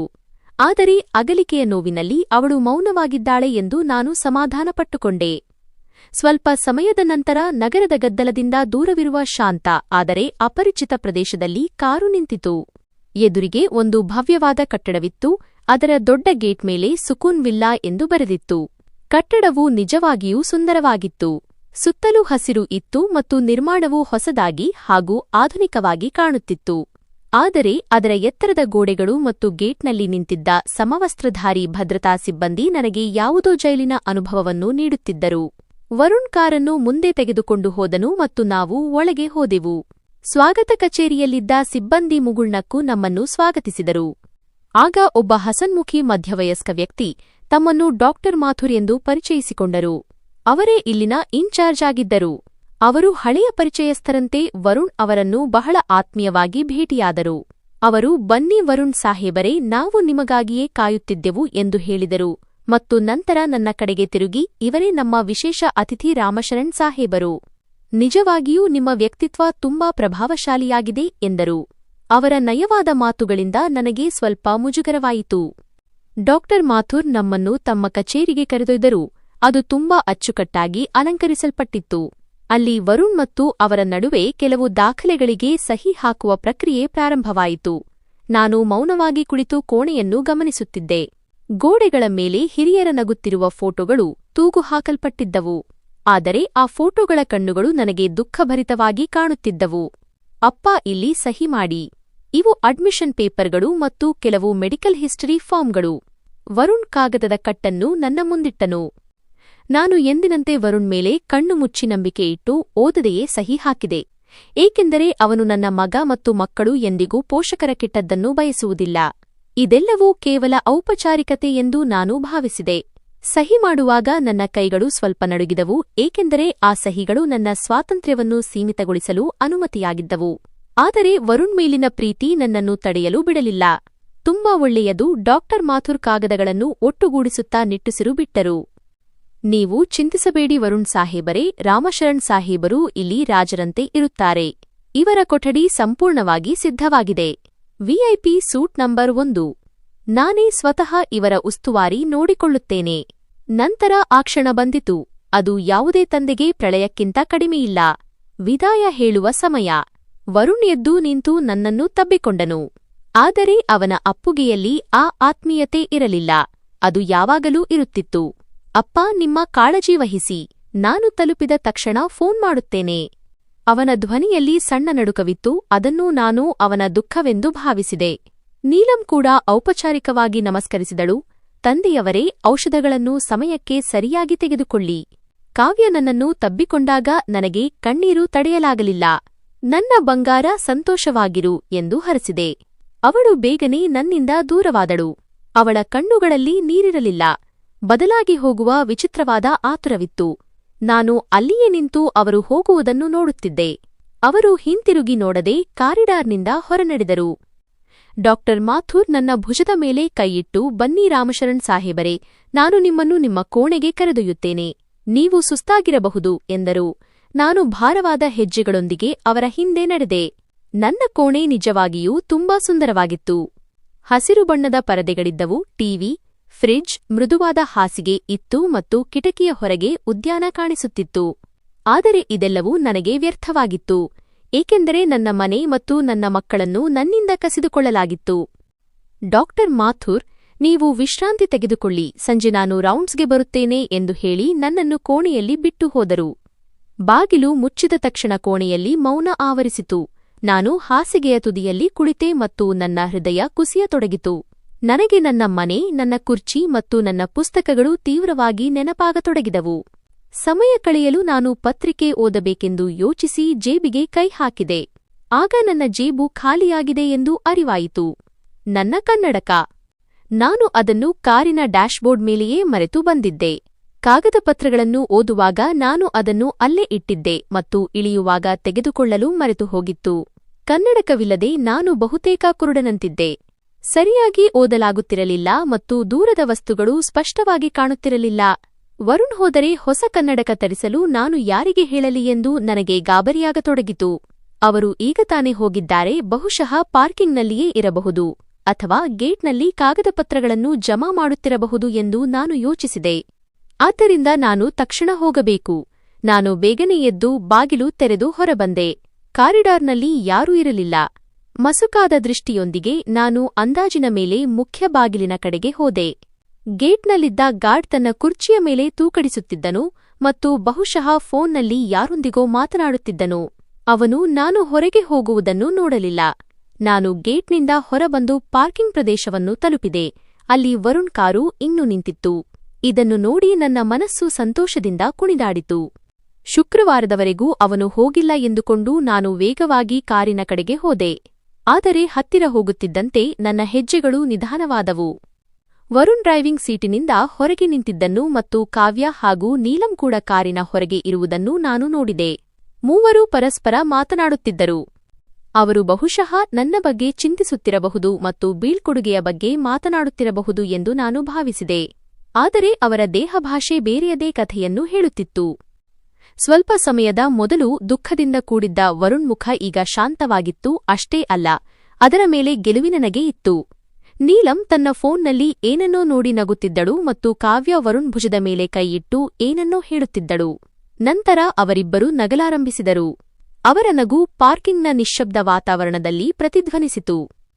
ಈ ನಗು ಅಗಲಿಕೆಯದ್ದಲ್ಲ, ಬದಲಾಗಿ ಯಾವುದೋ ಸಂಭ್ರಮಾಚರಣೆಯ ನಗು ಆಗಿತ್ತು. ನಾನು ಮರದ ಮರೆಯಲ್ಲಿ ನಿಂತೆ ಮತ್ತು ನನ್ನ ಹೃದಯ ಜೋರಾಗಿ ಬಡಿದುಕೊಳ್ಳತೊಡಗಿತು. ಇವರು ಈಗಷ್ಟೇ ನನ್ನನ್ನು ಅಳುತ್ತಾ ಬಿಟ್ಟು ಹೋದ ಮಕ್ಕಳೇ ಎಂದು ನನ್ನ ಕಣ್ಣುಗಳನ್ನು ನಂಬಲು ನನಗೆ ಸಾಧ್ಯವಾಗುತ್ತಿರಲಿಲ್ಲ. ಡಾಕ್ಟರ್ ಮಾಥುರ್ ಕೂಡ ಅಲ್ಲಿಗೆ ಬಂದಿರುವುದನ್ನು ಮತ್ತು ವರುಣ್ ಅವರಿಗೆ ಒಂದು ಲಕೋಟೆಯನ್ನು ನೀಡುತ್ತಿರುವುದನ್ನು ನನ್ನ ಮಸುಕಾದ ಕಣ್ಣುಗಳು ನೋಡಿದವು. ಅದು ಸ್ಪಷ್ಟವಾಗಿ ಹಣದ ಲಕೋಟೆಯಂತೆ ಕಾಣುತ್ತಿತ್ತು. ಅವರು ನಾಲ್ವರೂ ಒಂದು ವೃತ್ತದಲ್ಲಿ ನಿಂತಿದ್ದರು ಮತ್ತು ಅವರ ಮುಖಗಳಿಂದ ಕುತಂತ್ರ ಸುರಿಯುತ್ತಿತ್ತು. ಅವರು ಏನು ಮಾತನಾಡುತ್ತಿದ್ದಾರೆಂದು ಕೇಳಲು ನಾನು ಉಸಿರು ಬಿಗಿಹಿಡಿದು ಕಿವಗೊಟ್ಟೆ. ಗಾಳಿಯ ದಿಕ್ಕು ನನ್ನ ಕಡೆಗಿತ್ತು. ಅವರ ಧ್ವನಿಗಳು ತುಣುಕುಗಳಾಗಿ ನನ್ನ ಕಿವಿಗೆ ಬೀಳುತ್ತಿದ್ದವು ಮತ್ತು ನನ್ನ ಕಿವಿಗೆ ಅಪ್ಪಳಿಸಿದ ಆ ಮಾತುಗಳು ಕರಗಿದ ಸೀಸದಂತೆ ನನ್ನ ಆತ್ಮಕ್ಕೆ ಇಳಿದವು. ವರುಣ್ ಹೇಳುತ್ತಿದ್ದನು, ಮಿತ್ರನೇ, ನೀನು ಅದ್ಭುತವಾಗಿ ಕೆಲಸ ಮಾಡಿದೆ. ಡಾಕ್ಟರ್ ಸಾಹೇಬರೇ, ಸಂಪೂರ್ಣವಾಗಿ ನೈಜವಾಗಿ ನಟಿಸಿದಿರಿ. ನಂತರ ಕಾವ್ಯಳ ಧ್ವನಿ, ದೇವರಿಗೆ ಧನ್ಯವಾದಗಳು, ಪೀಡೆ ತೊಲಗಿತು. ಈಗ ಅವನು ಆಸ್ತಿಯಿಂದ ಕೈ ತೊಳೆದುಕೊಂಡ. ಇದನ್ನು ಕೇಳಿದ ತಕ್ಷಣ ನನ್ನ ಕಾಲ ಕೆಳಗಿನ ಭೂಮಿ ಸರಿದಂತಾಯಿತು. ಬಹುಶಃ ಇದು ನನ್ನ ಭ್ರಮೆ ಎಂದು ನನಗೆ ಅನ್ನಿಸಿತು. ಆದರೆ ದೃಶ್ಯವು ಎಷ್ಟು ಸ್ಪಷ್ಟವಾಗಿತ್ತೆಂದರೆ ಅದನ್ನು ಅಲ್ಲಗೆಳೆಯಲು ಸಾಧ್ಯವಿರಲಿಲ್ಲ. ಇವರು ಕೆನಡಾಕ್ಕೆ ಹೋಗುವ ಪ್ರಯಾಣಿಕರಲ್ಲ, ಬದಲಾಗಿ ಬೇಟೆಯನ್ನು ಬಲೆಯಲ್ಲಿ ಸಿಕ್ಕಿಸುವ ಬೇಟೆಗಾರರಂತೆ ಕಾಣುತ್ತಿದ್ದರು ಮತ್ತು ಆ ಬೇಟೆ ನಾನೇ ಆಗಿದ್ದೆ. ನನ್ನ ತಲೆ ತಿರುಗತೊಡಗಿತು. ನಾನು ಬೀಳಬಾರದೆಂದು ಗೋಡೆಯ ಆಸರೆ ಪಡೆದೆ. ಕಣ್ಣುಗಳ ಮುಂದೆ ಕತ್ತಲೆ ಆವರಿಸತೊಡಗಿತು. ಆದರೆ ನಾನು ನನ್ನನ್ನು ಸಂಭಾಳಿಸಿಕೊಳ್ಳಬೇಕಿತ್ತು ಮತ್ತು ಸತ್ಯವನ್ನು ತಿಳಿಯಬೇಕಿತ್ತು. ನಾನು ಧೈರ್ಯ ತಂದುಕೊಂಡು ಸ್ವಲ್ಪ ಹತ್ತಿರ ಹೋದೆ. ಆಗ ವರುಣ್ ತನ್ನ ತಂಗಿಗೆ ಹೇಳುತ್ತಿದ್ದನು, ನೋಡಿದ್ಯಾ, ಎಷ್ಟು ಸುಲಭವಾಗಿತ್ತು. ಕೆನಡಾ ಕೇವಲ ಒಂದು ನೆಪವಾಗಿತ್ತು. ಮುದುಕನನ್ನು ಇಲ್ಲಿ ಬಂಧಿಸಿಟ್ಟಿದ್ದೇವೆ. ಈಗ ಅವನು ಇಲ್ಲಿಂದ ಎಂದಿಗೂ ಹೊರಬರಲು ಸಾಧ್ಯವಿಲ್ಲ. ಇದನ್ನು ಕೇಳಿದ ತಕ್ಷಣ ನನ್ನ ಎದೆಯಲ್ಲಿ ಭಯಂಕರವಾದ ನೋವು ಕಾಣಿಸಿಕೊಂಡಿತು. ಯಾರೋ ಕತ್ತಿಯಿಂದ ಇರಿದಂತಾಯಿತು. ನನ್ನ ಸ್ವಂತ ರಕ್ತ, ನನ್ನ ಸ್ವಂತ ಮಗ ನನ್ನನ್ನು ಮುದುಕ ಎಂದು ಕರೆಯುತ್ತಿದ್ದನು ಮತ್ತು ನನ್ನನ್ನು ಬಂಧಿಸುವ ಬಗ್ಗೆ ಮಾತನಾಡುತ್ತಿದ್ದನು. ನನ್ನ ಮನಸ್ಸಿನಲ್ಲಿ ಪ್ರಶ್ನೆಗಳ ಬಿರುಗಾಳಿ ಎದ್ದಿತು. ಅಷ್ಟರಲ್ಲಿ ಡಾಕ್ಟರ್ ಮಾಥುರ್ ಅವರ ಧ್ವನಿ ಕೇಳಿಸಿತು. ಅದು ಈಗ ತುಂಬಾ ಕ್ರೂರವಾಗಿ ಕಾಣುತ್ತಿತ್ತು. ನೀವು ಚಿಂತಿಸಬೇಡಿ ವರುಣ್ ಸಾಹೇಬರೇ, ಇಂದು ರಾತ್ರಿಯಿಂದಲೇ ಕೆಲಸ ಪ್ರಾರಂಭವಾಗುತ್ತದೆ. ಮತ್ತು ನಂತರ ಅವರು ಸಣ್ಣ ಧ್ವನಿಯಲ್ಲಿ ಏನನ್ನೋ ಹೇಳತೊಡಗಿದರು. ಇದನ್ನು ಕೇಳಿ ಅವರು ನನ್ನೊಂದಿಗೆ ಏನು ಮಾಡಲಿದ್ದಾರೆ, ಅವರು ನನ್ನನ್ನು ಕೊಲ್ಲುತ್ತಾರೆಯೇ ಎಂದು ಯೋಚಿಸಿ ನಾನು ಭಯದಿಂದ ನಡುಗಿದೆ. ನನ್ನ ಕೈಕಾಲುಗಳು ತಣ್ಣಗಾದವು. ನಾನು ಕಲ್ಲಿನಂತೆ ಅಲ್ಲೇ ನಿಂತುಬಿಟ್ಟೆ. ಕಣ್ಣುಗಳಲ್ಲಿ ನೀರಿರಲಿಲ್ಲ, ಕೇವಲ ಭಯ ಮತ್ತು ಆತಂಕವಿತ್ತು. ನನ್ನ ಸ್ವಂತ ಮಕ್ಕಳ ಸಂಚಿಗೆ ನಾನೇ ಸಾಕ್ಷಿಯಾಗಿದ್ದೆ. ಯಾರಿಗಾಗಿ ನಾನು ನನ್ನ ಯೌವನವನ್ನು ತ್ಯಾಗ ಮಾಡಿದ್ದೆನೋ ಅವರೇ ಇಂದು ಯಾವುದೋ ಸಂಚಿನ ಮೂಲಕ ನನ್ನನ್ನು ಇಲ್ಲಿ ಎಸೆದಿದ್ದರು. ಆದರೆ ಇದರ ಉದ್ದೇಶವೇನು ಮತ್ತು ಇಂದು ರಾತ್ರಿ ಏನಾಗಲಿದೆ? ಈ ಭಯ ನನ್ನನ್ನು ಒಳಗಿನಿಂದಲೇ ತಿನ್ನುತ್ತಿತ್ತು. ನಾನು ನಡುಗುವ ಹೆಜ್ಜೆಗಳಿಂದ ಹಿಂದಕ್ಕೆ ಸರಿದೆ. ಅವರು ನನ್ನನ್ನು ಇಲ್ಲಿ ನೋಡಿದ್ದರೆ ಬಹುಶಃ ನನ್ನ ಆಟ ಅಲ್ಲಿಗೆ ಮುಗಿದು ಹೋಗುತ್ತಿತ್ತು. ನಾನು ಬರಿಗಾಲಿನಲ್ಲಿ ಹಿಂದಕ್ಕೆ ಸರಿದು ಮತ್ತೆ ಕಟ್ಟಡದ ಒಳಗೆ ಓಡಿಬಂದೆ. ಆದರೆ ಈಗ ಈ ಕಟ್ಟಡವು ನೆಮ್ಮದಿಯ ತಾಣವಾಗಿರದೆ ಕೊಲೆ ನಡೆಯುವ ಸ್ಥಳದಂತೆ ಕಾಣುತ್ತಿತ್ತು. ಕೋಣೆಗೆ ತಲುಪಿದ ತಕ್ಷಣ ಬಾಗಿಲು ಹಾಕಿ ಹಾಸಿಗೆಯ ಮೇಲೆ ಬಿದ್ದೆ. ಹೃದಯ ಜೋರಾಗಿ ಬಡಿದುಕೊಳ್ಳುತ್ತಿತ್ತು ಮತ್ತು ಕಿವಿಯಲ್ಲಿ ವರುಣ್ ಆ ಮಾತುಗಳು ಪ್ರತಿಧ್ವನಿಸುತ್ತಿದ್ದವು. ಕೆನಡಾ ಕೇವಲ ನೆಪವಾಗಿತ್ತು. ನಾನು ಕೋಣೆಯ ಕತ್ತಲೆಯಲ್ಲಿ ನಿಂತಿದ್ದೆ ಮತ್ತು ಹೃದಯ ಎದೆಯಿಂದ ಹೊರಬರಲು ಹಾತೊರೆಯುತ್ತಿತ್ತು. ಕೆನಡಾ ಕೇವಲ ನೆಪವಾಗಿತ್ತು. ಮುದುಕನನ್ನು ಇಲ್ಲಿ ಬಂಧಿಸಿಟ್ಟಿದ್ದೇವೆ. ಈ ಪದಗಳು ಸುತ್ತಿಗೆಯಂತೆ ನನ್ನ ತಲೆಯ ಮೇಲೆ ಬೀಳುತ್ತಿದ್ದವು. ನಾನು ಈಗಲೇ ಬಿದ್ದು ಹೋಗುತ್ತೇನೆ ಮತ್ತು ಮತ್ತೆಂದೂ ಏಳಲು ಸಾಧ್ಯವಿಲ್ಲ ಎಂದು ನನಗೆ ಅನ್ನಿಸುತ್ತಿತ್ತು. ಆದರೆ ಅದೇ ಕ್ಷಣದಲ್ಲಿ ನನ್ನೊಳಗೆ ಜೀವ ಉಳಿಸಿಕೊಳ್ಳುವ ಹೋರಾಟ ಪ್ರಾರಂಭವಾಯಿತು. ನಾನು ಯೋಚಿಸಿದೆ, ಈಗ ಹೊರಗೆ ಹೋಗಿ ಗಲಾಟೆ ಮಾಡಿದರೆ ಅಥವಾ ಗಾಬರಿಯಲ್ಲಿ ಏನಾದರೂ ಮಾಡಿದರೆ ಅವರು ನನ್ನನ್ನು ಪಾರ್ಕಿಂಗ್ನಲ್ಲಿಯೇ ಹಿಡಿಯಬಹುದು ಮತ್ತು ಬಹುಶಃ ಡಾಕ್ಟರ್ ಮಾಥುರ್ ಬಲವಂತವಾಗಿ ಚುಚ್ಚುಮದ್ದು ನೀಡಿ ಪ್ರಜ್ಞೆ ತಪ್ಪಿಸಬಹುದು ಮತ್ತು ನಂತರ ನನ್ನನ್ನು ಶಾಶ್ವತವಾಗಿ ಹುಚ್ಚ ಎಂದು ಘೋಷಿಸಬಹುದು. ಏಕೆಂದರೆ ಈ ಸಮಯದಲ್ಲಿ ನನ್ನ ಬಳಿ ಅವರ ವಿರುದ್ಧ ಯಾವುದೇ ಸಾಕ್ಷ್ಯಾಧಾರಗಳಿರಲಿಲ್ಲ, ನನ್ನ ಕಿವಿಗಳನ್ನು ಬಿಟ್ಟು. ಹುಚ್ಚಾಸ್ಪತ್ರೆಯ ವೈದ್ಯರ ಮುಂದೆ ಮುದುಕನ ಸಾಕ್ಷಿಗೆ ಏನು ಬೆಲೆ ಇರುತ್ತದೆ ಎಂಬುದು ನನಗೆ ಚೆನ್ನಾಗಿ ತಿಳಿದಿತ್ತು. ನಾನು ಈ ಸಮಯದಲ್ಲಿ ಭಾವನೆಗಳಿಂದಲ್ಲ, ಬುದ್ಧಿವಂತಿಕೆಯಿಂದ ಕೆಲಸ ಮಾಡಬೇಕಿತ್ತು. ನಾನು ನಡುಗುವ ಕೈಗಳನ್ನು ಮುಷ್ಟಿಬಿಗಿದೆ. ದೀರ್ಘವಾಗಿ ಉಸಿರು ಬಿಟ್ಟು ನನ್ನನ್ನು ಶಾಂತಗೊಳಿಸಲು ಪ್ರಯತ್ನಿಸಿದೆ. ಕಣ್ಣುಗಳಲ್ಲಿ ನೀರಿತ್ತು, ಆದರೆ ನಾನು ಅದನ್ನು ಒರೆಸಿಕೊಂಡೆ, ಏಕೆಂದರೆ ದೌರ್ಬಲ್ಯ ತೋರಿಸುವ ಸಮಯ ಕಳೆದುಹೋಗಿತ್ತು. ನಾನು ಸದ್ದಿಲ್ಲದೆ ಕಿಟಕಿಯಿಂದ ಸರಿದು ಹಾಸಿಗೆಯ ಮೇಲೆ ಮಲಗಿ ಗಾಢನಿದ್ದೆಯಲ್ಲಿದ್ದಂತೆ ಹೊದಿಕೆ ಹೊದ್ದುಕೊಂಡೆ. ಮಲಗಿ ಕೆಲವು ಕ್ಷಣಗಳಷ್ಟೇ ಕಳೆದಿದ್ದವು. ಬಾಗಿಲು ತೆರೆಯುವ ಶಬ್ದವಾಯಿತು ಮತ್ತು ಹೆಜ್ಜೆಗಳ ಸದ್ದು ನನ್ನ ಹಾಸಿಗೆಯ ಬಳಿ ಬಂದು ನಿಂತಿತು. ನಾನು ಕಣ್ಣುಗಳನ್ನು ಮುಚ್ಚಿಕೊಂಡಿದ್ದೆ ಮತ್ತು ಉಸಿರಾಟದ ವೇಗವನ್ನು ಸಹಜವಾಗಿಡಲು ನಟಿಸಿದೆ. ಅದು ತುಂಬಾ ಕಷ್ಟಕರವಾಗಿತ್ತು, ಏಕೆಂದರೆ ನನ್ನ ಹೃದಯವು ಅನಿಯಂತ್ರಿತವಾಗಿ ಬಡಿಯುತ್ತಿತ್ತು. ರಾಮ್ ಶರಣ್ ಸಾಹೇಬರೇ, ಇದು ಡಾಕ್ಟರ್ ಮಾಥುರ್ ಅವರ ಧ್ವನಿಯಾಗಿತ್ತು. ಅದರಲ್ಲಿ ಈಗ ನನಗೆ ಸಿಹಿ ಬದಲಿಗೆ ವಿಷವಿರುವಂತೆ ಭಾಸವಾಗುತ್ತಿತ್ತು. ನಾನು ಉದ್ದೇಶಪೂರ್ವಕವಾಗಿ ಯಾವುದೇ ಉತ್ತರ ನೀಡಲಿಲ್ಲ. ಆಗ ಯಾರೋ ನನ್ನ ಮುಖದ ಹತ್ತಿರ ಬಾಗುತ್ತಿದ್ದಾರೆ ಎಂಬ ಅರಿವಾಯಿತು. ಬಹುಶಃ ನಾನು ನಿಜವಾಗಿಯೂ ಮಲಗಿದ್ದೇನೆಯೇ ಅಥವಾ ಎಚ್ಚರವಾಗಿದ್ದೇನೆಯೇ ಎಂದು ಪರೀಕ್ಷಿಸಲು ಇರಬಹುದು. ನಂತರ ಅವರು ನಿಧಾನವಾಗಿ ಸೈಡ್ ಟೇಬಲ್ ಮೇಲೆ ಏನನ್ನೋ ಇಟ್ಟು ಹಿಂತಿರುಗಿದರು. ಬಾಗಿಲು ಮುಚ್ಚುವ ಶಬ್ದದೊಂದಿಗೆ ನಾನು ತಕ್ಷಣ ಕಣ್ಣು ತೆರೆದೆ. ಸೈಡ್ ಟೇಬಲ್ ಮೇಲೆ ನನ್ನ ಕನ್ನಡಕವಿತ್ತು. ಅದನ್ನು ಬಹುಶಃ ವರುಣ್ ಅವರಿಗೆ ಕೊಟ್ಟು ಹೋಗಿದ್ದನು. ನಾನು ನಡುಗುವ ಕೈಗಳಿಂದ ಕನ್ನಡಕವನ್ನು ತೆಗೆದುಕೊಂಡು ಕಣ್ಣಿಗೆ ಹಾಕಿಕೊಂಡೆ. ದೃಷ್ಟಿ ಸ್ಪಷ್ಟವಾದ ತಕ್ಷಣ ಕೋಣೆಯ ಪ್ರತಿಯೊಂದು ವಸ್ತುವು ನನಗೆ ಇನ್ನೂ ಭಯಾನಕವಾಗಿ ಕಾಣಲಾರಂಭಿಸಿತು. ಈ ಕೋಣೆಯು ಈಗ ವಿಶ್ರಾಂತಿಯ ತಾಣವಾಗಿರದೆ ಗಲ್ಲು ಶಿಕ್ಷೆಯ ಸ್ಥಳದಂತೆ ಭಾಸವಾಗುತ್ತಿತ್ತು. ನಾನು ಕಿಟಕಿಯಿಂದ ಹೊರಗೆ ಇಣುಕಿ ನೋಡಿದೆ. ವರುಣನ ಕಾರು ಹೊರಟು ಹೋಗಿತ್ತು. ನನ್ನ ರಕ್ತ, ನನ್ನ ಕರುಳು ನನ್ನನ್ನು ಕಟುಕರ ಕೈಗೆ ಒಪ್ಪಿಸಿ ತನ್ನ ಸಂಭ್ರಮಾಚರಣೆಗೆ ಹೊರಟು ಹೋಗಿದ್ದನು. ಆ ರಾತ್ರಿ ನನಗೆ ನಿದ್ದೆ ಬರಲಿಲ್ಲ. ನಾನು ರಾತ್ರಿಯಿಡೀ ಹಾಸಿಗೆಯ ಮೇಲೆ ಬಿದ್ದು ಸೀಲಿಂಗ್ ಅನ್ನು ದಿಟ್ಟಿಸುತ್ತಿದ್ದೆ ಮತ್ತು ನನ್ನ ಜೀವನದ ಚಲನಚಿತ್ರವು ಕಣ್ಣ ಮುಂದೆ ಸಾಗುತ್ತಿತ್ತು. ನಾನು ಎಲ್ಲಿ ತಪ್ಪು ಮಾಡಿದೆ? ನನ್ನ ಪಾಲನೆ ಪೋಷಣೆಯಲ್ಲಿ ಏನಾದರೂ ಕೊರತೆ ಉಳಿದಿತ್ತೇ? ನಾನು ವರುಣನಿಗೆ ಬೆರಳು ಹಿಡಿದು ನಡೆಯಲು ಕಲಿಸಿದ್ದೆ. ಕಾವ್ಯಳ ಪ್ರತಿಯೊಂದು ಹಠವನ್ನು ಪೂರೈಸಿದ್ದೆ. ಅವರನ್ನು ಬಿಸಿಲಿನಿಂದ ರಕ್ಷಿಸಿ ನೆರಳಿನಲ್ಲಿ ಇಟ್ಟಿದ್ದೆ. ಮತ್ತು ಇಂದು ಅವರು ನನ್ನನ್ನು ವೃದ್ಧಾಪ್ಯದ ಕತ್ತಲ ಕೋಣೆಯಲ್ಲಿ ಕೇವಲ ಆಸ್ತಿಗಾಗಿ ಎಸೆದಿದ್ದರು. ವರುಣ್ ಆಗಾಗ ಆಸ್ತಿಯ ಕಾಗದಪತ್ರಗಳಿಗೆ ಸಹಿ ಹಾಕುವ ಬಗ್ಗೆ ಮಾತನಾಡುತ್ತಿದ್ದದ್ದು ಮತ್ತು ನಾನು ನಗುತ್ತಾ, ನನ್ನ ಸಾವಿನ ನಂತರ ಎಲ್ಲವೂ ನಿನ್ನದೇ ಅಲ್ವಾ ಎಂದು ಹೇಳುತ್ತಿದ್ದದ್ದು ನನಗೆ ನೆನಪಾಯಿತು.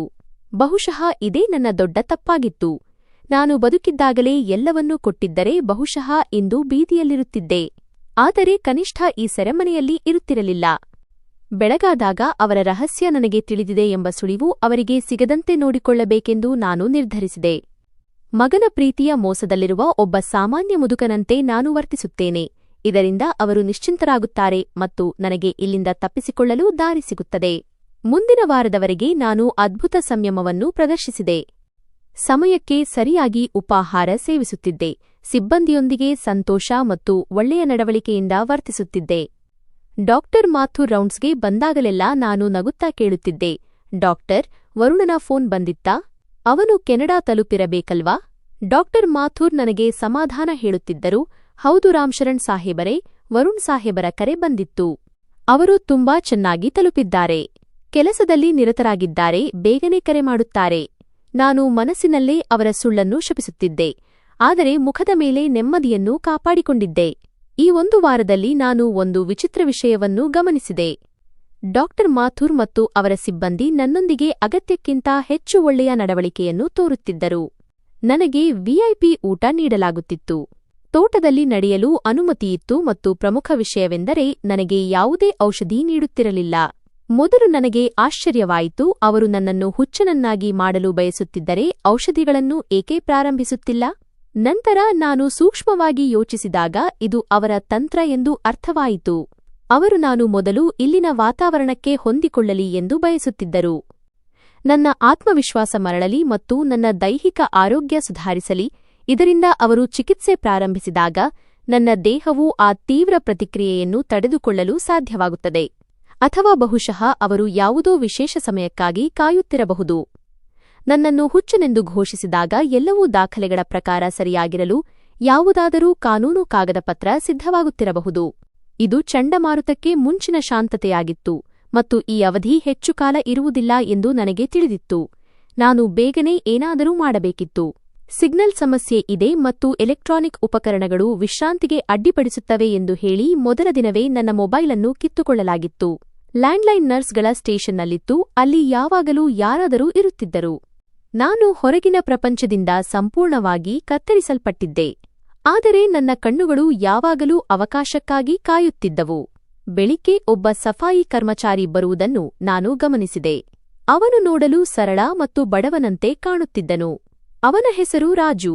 ಅವನು ಆಗಾಗ ನನ್ನ ಕೋಣೆಯನ್ನು ಸ್ವಚ್ಛಗೊಳಿಸುವಾಗ ಗುನುಗುತ್ತಿರುತ್ತಿದ್ದನು ಮತ್ತು ಅವನ ಜೇಬಿನಲ್ಲಿ ಹಳೆಯ ಕೀಪ್ಯಾಡ್ ಮೊಬೈಲ್ ಉಬ್ಬಿರುವುದು ಕಾಣಿಸುತ್ತಿತ್ತು. ಇದೇ ನನ್ನ ಏಕೈಕ ಆಶಾಕಿರಣವಾಗಿತ್ತು. ಒಂದು ದಿನ ಡಾಕ್ಟರ್ ಮಾಥುರ್ ಮೀಟಿಂಗ್ನಲ್ಲಿ ಬ್ಯೂಸಿಯಾಗಿದ್ದಾಗ ಮತ್ತು ಇತರೆ ಸಿಬ್ಬಂದಿ ಆಚೀಚೆ ಇದ್ದಾಗ ರಾಜು ನನ್ನ ಕೋಣೆಯಲ್ಲಿ ಸ್ವಚ್ಛಗೊಳಿಸುತ್ತಿರುವುದನ್ನು ಕಂಡೆ. ನಾನು ಬಾಗಿಲನ್ನು ಮೆಲ್ಲಗೆ ಮುಚ್ಚಿ ಅವನ ಹತ್ತಿರ ಹೋದೆ. ರಾಜು, ಮಗು ಹೇಗಿದ್ದೀಯಾ?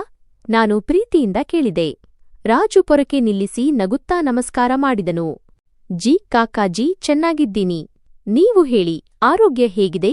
ನಾನು ಅವನ ಭುಜದ ಮೇಲೆ ಕೈಯಿಟ್ಟು ನನ್ನ ಜೇಬಿನಿಂದ 500 ರೂಪಾಯಿ ನೋಟನ್ನು ತೆಗೆದೆ. ಇದನ್ನು ನಾನು ಮನೆಯಿಂದ ಹೊರಡುವಾಗ ತುರ್ತು ಪರಿಸ್ಥಿತಿಗಾಗಿ ನನ್ನ ಅಂಗಿಯ ಗುಪ್ತ ಜೇಬಿನಲ್ಲಿ ಬಚ್ಚಿಟ್ಟಿದ್ದೆ. ಅದೃಷ್ಟವಶಾತ್ ತಪಾಸಣೆಯ ಸಮಯದಲ್ಲಿ ಅವರ ಕಣ್ಣಿನಿಂದ ತಪ್ಪಿಸಿಕೊಂಡಿತ್ತು. ರಾಜುವಿನ ಕಣ್ಣು ನೋಟಿನ ಮೇಲೆ ಬಿದ್ದಾಗ ಅವನ ಕಣ್ಣುಗಳು ಹೊಳಪಿನಿಂದ ಕೂಡಿದ್ದವು. ಇದೇನು ಕಾಕಾಜಿ ಎಂದು ಆಶ್ಚರ್ಯದಿಂದ ಕೇಳಿದನು. ನಾನು ಅವನ ಕಿವಿಯಲ್ಲಿ ಪಿಸುಗುಟ್ಟಿದೆ. ರಾಜು, ಮಗು, ನನಗೊಂದು ಸಹಾಯ ಬೇಕು. ನೋಡು, ನನ್ನ ಮಗ ಹೋಗಿ 1 ವಾರವಾಯಿತು. ನನ್ನ ಮನಸ್ಸು ತುಂಬಾ ಗಾಬರಿಯಾಗುತ್ತಿದೆ. ನಾನು ಅವನ ಧ್ವನಿಯನ್ನು ಕೇಳಲು ಬಯಸಿದ್ದೆ. ಫೋನ್ ಕೆಟ್ಟೋಗಿದೆ ಎಂದು ಡಾಕ್ಟರ್ ಸಾಹೇಬರು ಹೇಳುತ್ತಿದ್ದರು. ನೀನು ಕೇವಲ 1 ಕರೆ ಮಾಡಲು ನಿನ್ನ ಫೋನ್ ಕೊಡಬಹುದೇ? ಈ 500 ರೂಪಾಯಿ ನಿನಗೆ. ಕೇವಲ 2 ನಿಮಿಷಕ್ಕೆ. ರಾಜು ಮೊದಲು ಹಿಂಜರಿದನು. ಅವನು ಹೆದರುತ್ತಿದ್ದನು. ಕಾಕಾಜಿ, ಸಾಹೇಬರಿಗೆ ಗೊತ್ತಾದರೆ ಅವರು ನನ್ನ ಕೆಲಸ ತೆಗೆದುಹಾಕುತ್ತಾರೆ. ರೋಗಿಗಳಿಗೆ ಫೋನ್ ಕೊಡಬಾರದು ಎಂದು ನನಗೆ ಹೇಳಿದ್ದಾರೆ ಎಂದನು.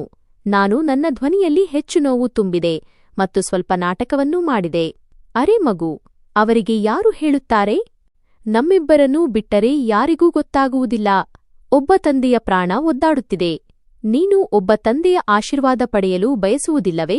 ಈ ಹಣ ಇಟ್ಟುಕೋ, ನಿನಗೆ ಉಪಯೋಗಕ್ಕೆ ಬರುತ್ತದೆ. ಹಣದ ಆಸೆ ಮತ್ತು ನನ್ನ ಭಾವನಾತ್ಮಕ ಮಾತುಗಳು ಕೆಲಸ ಮಾಡಿದವು. ರಾಜು ಆಚೀಚೆ ನೋಡಿ ಬೇಗನೆ ತನ್ನ ಜೇಬಿನಿಂದ ಆ ಹಳೆಯ ಮೊಬೈಲ್ ತೆಗೆದು ನನ್ನ ಕೈಗಿತ್ತನು. ಬೇಗ ಮಾಡಿ ಕಾಕಾಜಿ, ಯಾರಾದರೂ ಬಂದಾರು ಎಂದು ಎಚ್ಚರಿಸಿದನು.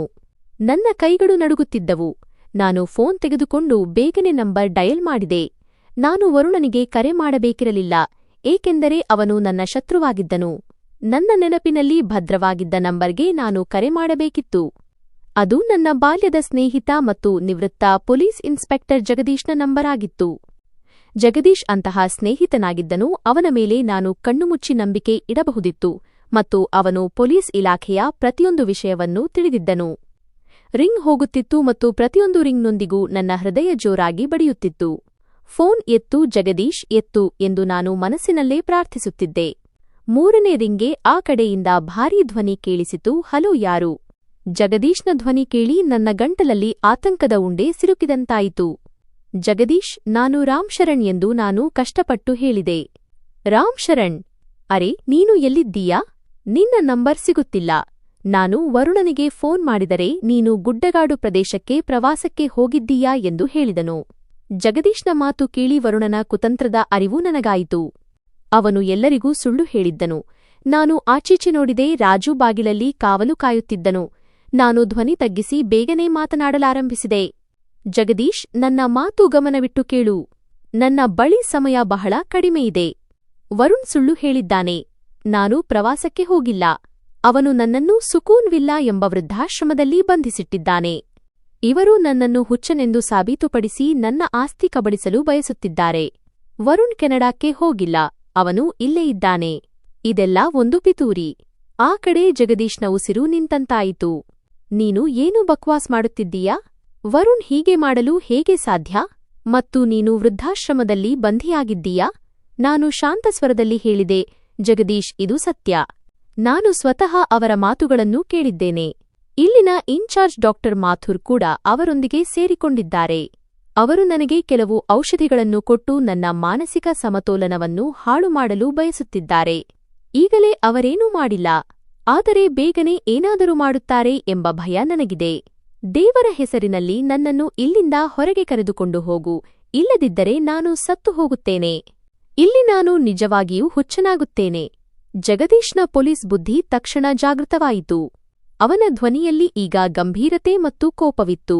ರಾಮ್ ಶರಣ್, ನೀನು ಗಾಬರಿಯಾಗಬೇಡ, ಧೈರ್ಯದಿಂದಿರು.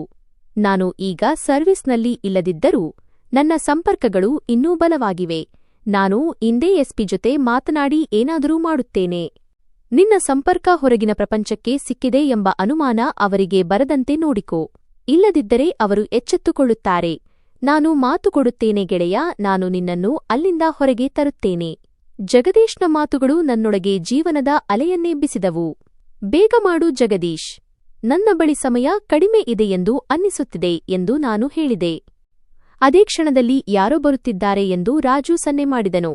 ನಾನು ತಕ್ಷಣ ವಿದಾಯ ಹೇಳಿ ಫೋನ್ ಕಟ್ ಮಾಡಿ ರಾಜುವಿನ ಕೈಗೆ ಕೊಟ್ಟೆ.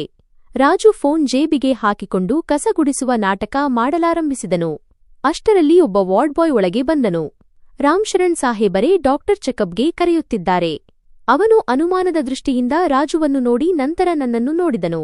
ನಾನು ನಗುತ್ತಾ, ನಡಿಮಗು, ನಾನು ತಯಾರಾಗಿದ್ದೆ ಎಂದೆ. ನನ್ನ ಸಂದೇಶ ತಲುಪಿದೆ ಎಂದು ನನ್ನ ಮನಸ್ಸಿಗೆ ತೃಪ್ತಿಯಿತ್ತು.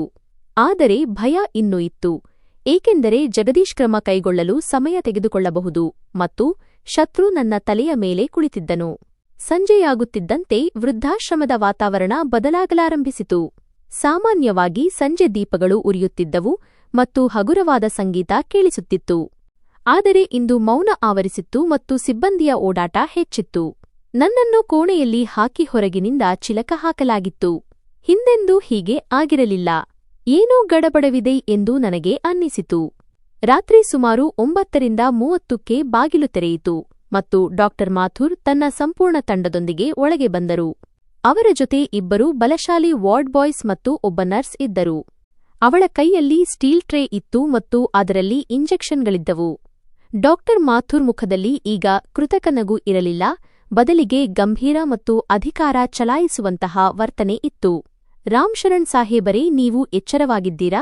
ಒಳ್ಳೆಯದು ಎಂದು ಅವರು ಕಟುವಾದ ಧ್ವನಿಯಲ್ಲಿ ಹೇಳಿದರು. ನಾನು ಹಾಸಿಗೆಯಿಂದ ಎದ್ದು ನಿಂತೆ. ಏನಾಯಿತು ಡಾಕ್ಟರ್? ಇಷ್ಟು ರಾತ್ರಿ ಎಲ್ಲವೂ ಸರಿಯಾಗಿದೆಯಾ? ಮತ್ತು ಇದೆಲ್ಲ ಏನು? ನಾನು ಟ್ರೇ ಕಡೆಗೆ ಬೆರಳು ಮಾಡಿದೆ. ಅದರಲ್ಲಿ ಬಿದ್ದಿದ್ದ ಇಂಜೆಕ್ಷನ್ ಬಾಟಲಿಗಳು ಹಳದಿ ಬೆಳಕಿನಲ್ಲಿ ಮಿಂಚುತ್ತಿದ್ದವು. ಡಾಕ್ಟರ್ ಮಾಥುರ್ ಒಂದು ಹೆಜ್ಜೆ ಮುಂದೆ ಇಟ್ಟು ಹೇಳಿದರು, ವಾಸ್ತವವಾಗಿ ರಾಮ್ ಶರಣ್ ಸಾಹೇಬರೇ, ನಗರದಲ್ಲಿ ಒಂದು ಅಪಾಯಕಾರಿ ವೈರಸ್ ಹರಡಿದೆ. ಅದು ವಿಶೇಷವಾಗಿ ವೃದ್ಧರನ್ನು ಗುರಿಯಾಗಿಸುತ್ತಿದೆ. ಎಲ್ಲಾ ವೃದ್ಧಾಶ್ರಮದ ರೋಗಿಗಳಿಗೆ ತಕ್ಷಣ ಲಸಿಕೆ ಹಾಕುವಂತೆ ಸರ್ಕಾರದಿಂದ ಕಟ್ಟುನಿಟ್ಟಿನ ಆದೇಶ ಬಂದಿದೆ. ಅವರ ಈ ವಾದವು ಯಾರೂ ಸುಲಭವಾಗಿ ನಂಬುವಷ್ಟು ದೃಢವಾಗಿರಲಿಲ್ಲ. ವೈರಸ್ ಹಠಾತ್ತನೆ ರಾತ್ರಿಯಲ್ಲಿ ಮತ್ತು ಕೇವಲ ವೃದ್ಧರಿಗಾಗಿ? ನನಗೆ ತಕ್ಷಣ ವರುಣನ ಆ ಮಾತು ನೆನಪಾಯಿತು. ಇಂದು ರಾತ್ರಿ ವೃದ್ಧಾಶ್ರಮದ ಇನ್ಚಾರ್ಜ್ ಇದನ್ನು ಜಾರಿಗೆ ತರುತ್ತಿದ್ದಾರೆ. ಇದು ಅದೇ ರಾತ್ರಿಯಾಗಿತ್ತು ಮತ್ತು ನನ್ನನ್ನು ಹುಚ್ಚನೆಂದು ಪ್ರಮಾಣೀಕರಿಸಲು ಪ್ರಯತ್ನಿಸುತ್ತಿರುವ ಅದೇ ಆಯುಧವಾಗಿತ್ತು. ಈ ಇಂಜೆಕ್ಷನ್ನಲ್ಲಿ ಲಸಿಕೆ ಇಲ್ಲ, ಬದಲಿಗೆ ಅದು ನನ್ನ ನರಗಳನ್ನು ನಾಶಪಡಿಸುವ ವಿಷವಾಗಿದೆ ಎಂದು ನಾನು ಅರ್ಥಮಾಡಿಕೊಂಡೆ. ಅದು ನನ್ನ ನೆನಪಿನ ಶಕ್ತಿಯನ್ನು ಕಸಿದುಕೊಳ್ಳುತ್ತದೆ ಅಥವಾ ನನ್ನನ್ನು ವಿಕೃತಗೊಳಿಸುತ್ತದೆ. ಇದರಿಂದ ನಾನು ಮಾನಸಿಕ ರೋಗಿ ಎಂದು ಸಾಬೀತುಪಡಿಸಬಹುದು. ನಾನು ಹಿಂದೆ ಸರಿದು ಡಾಕ್ಟರ್ ಸಾಹೇಬರಿಗೆ, ನನಗೆ ಯಾವುದೇ ವೈರಸ್ ಇಲ್ಲ ಮತ್ತು ನಾನು ಸಂಪೂರ್ಣವಾಗಿ ಆರೋಗ್ಯವಾಗಿದ್ದೇನೆಯೇ ಎಂದು ಹೇಳಿದೆ. ನನಗೆ ಯಾವುದೇ ಲಸಿಕೆ ಅಗತ್ಯವಿಲ್ಲ. ನಾನು ಬೆಳಿಗ್ಗೆ ನನ್ನ ಫ್ಯಾಮಿಲಿ ಡಾಕ್ಟರ್ ಸಲಹೆ ಪಡೆದೇ ಹಾಕಿಸಿಕೊಳ್ಳುತ್ತೇನೆ ಎಂದು ನಾನು ಕಠಿಣವಾಗಿ ನಿರಾಕರಿಸಿದೆ. ಡಾಕ್ಟರ್ ಮಾಥುರ್ ಹಣೆಯ ಮೇಲೆ ಸುಕ್ಕುಗಳು ಮೂಡಿದವು ಮತ್ತು ಅವರು ಹೇಳಿದರು, ರಾಮ್ ಶರಣ್ ಸಾಹೇಬರೇ, ಮಕ್ಕಳಂತೆ ಮಾತನಾಡಬೇಡಿ. ಇದು ಎಮರ್ಜೆನ್ಸಿ. ನಾವು ಬೆಳಗಿನವರೆಗೆ ಕಾಯಲು ಸಾಧ್ಯವಿಲ್ಲ. ವರುಣ್ ಸಾಹೇಬರು ನಿಮ್ಮ ಆರೋಗ್ಯದ ಬಗ್ಗೆ ಎಲ್ಲ ರೀತಿಯ ಕಾಳಜಿ ವಹಿಸಲು ನಮಗೆ ಅನುಮತಿ ನೀಡಿದ್ದಾರೆ. ವರುಣನ ಹೆಸರು ಕೇಳಿದ ಕೂಡಲೇ ನನ್ನ ಕೋಪ ಹೆಚ್ಚಾಯಿತು. ಇಲ್ಲ, ನಾನು ಖಂಡಿತ ಲಸಿಕೆ ಹಾಕಿಸಿಕೊಳ್ಳುವುದಿಲ್ಲ. ನೀವು ಬಲವಂತ ಮಾಡುವಂತಿಲ್ಲ. ನಾನು ಗೋಡೆಯ ಹತ್ತಿರ ನಿಂತುಕೊಂಡೆ. ಡಾಕ್ಟರ್ ಮಾಥುರ್ ವಾರ್ಡ್ ಬಾಯ್ಸ್ಗೆ ಸನ್ನೆ ಮಾಡಿದರು, ಹಿಡಿಯಿರಿ ಇವರನ್ನು. ರೋಗಿ ಸಹಕರಿಸುತ್ತಿಲ್ಲ ಮತ್ತು ಅವರ ಒಳಿತಿಗಾಗಿ ನಾವು ಕಠಿಣ ಕ್ರಮ ಕೈಗೊಳ್ಳಬೇಕಾಗುತ್ತದೆ. ಬಹುಶಃ ಅವರು ತಮ್ಮ ಸಿಬ್ಬಂದಿಗೆ ಭರವಸೆ ನೀಡಲು ಈ ಮಾತನ್ನು ಹೇಳಿರಬಹುದು. 2 ವಾರ್ಡ್ ಬಾಯ್ಸ್ ನನ್ನ ಕಡೆಗೆ ಬಂದರು. ನಾನು ಮುದುಕನಾಗಿದ್ದರೂ ನನ್ನ ಪ್ರಾಣ ಉಳಿಸಿಕೊಳ್ಳಲು ನನ್ನಲ್ಲಿ ಸಿಂಹದಂತಹ ಶಕ್ತಿ ಬಂದಿತು. ನಾನು ಹತ್ತಿರದಲ್ಲಿದ್ದ ಕುರ್ಚಿಯನ್ನು ಎತ್ತಿ ಅವರ ಕಡೆಗೆ ಎಸೆದು ಕಿರುಚಿದೆ. ಎಚ್ಚರಿಕೆ, ಯಾರಾದರೂ ನನ್ನ ಹತ್ತಿರ ಬಂದರೆ ನಾನು ಪೊಲೀಸರನ್ನು ಕರೆಯುತ್ತೇನೆ. ಆದರೆ ಅವರು ನಿಲ್ಲಲಿಲ್ಲ.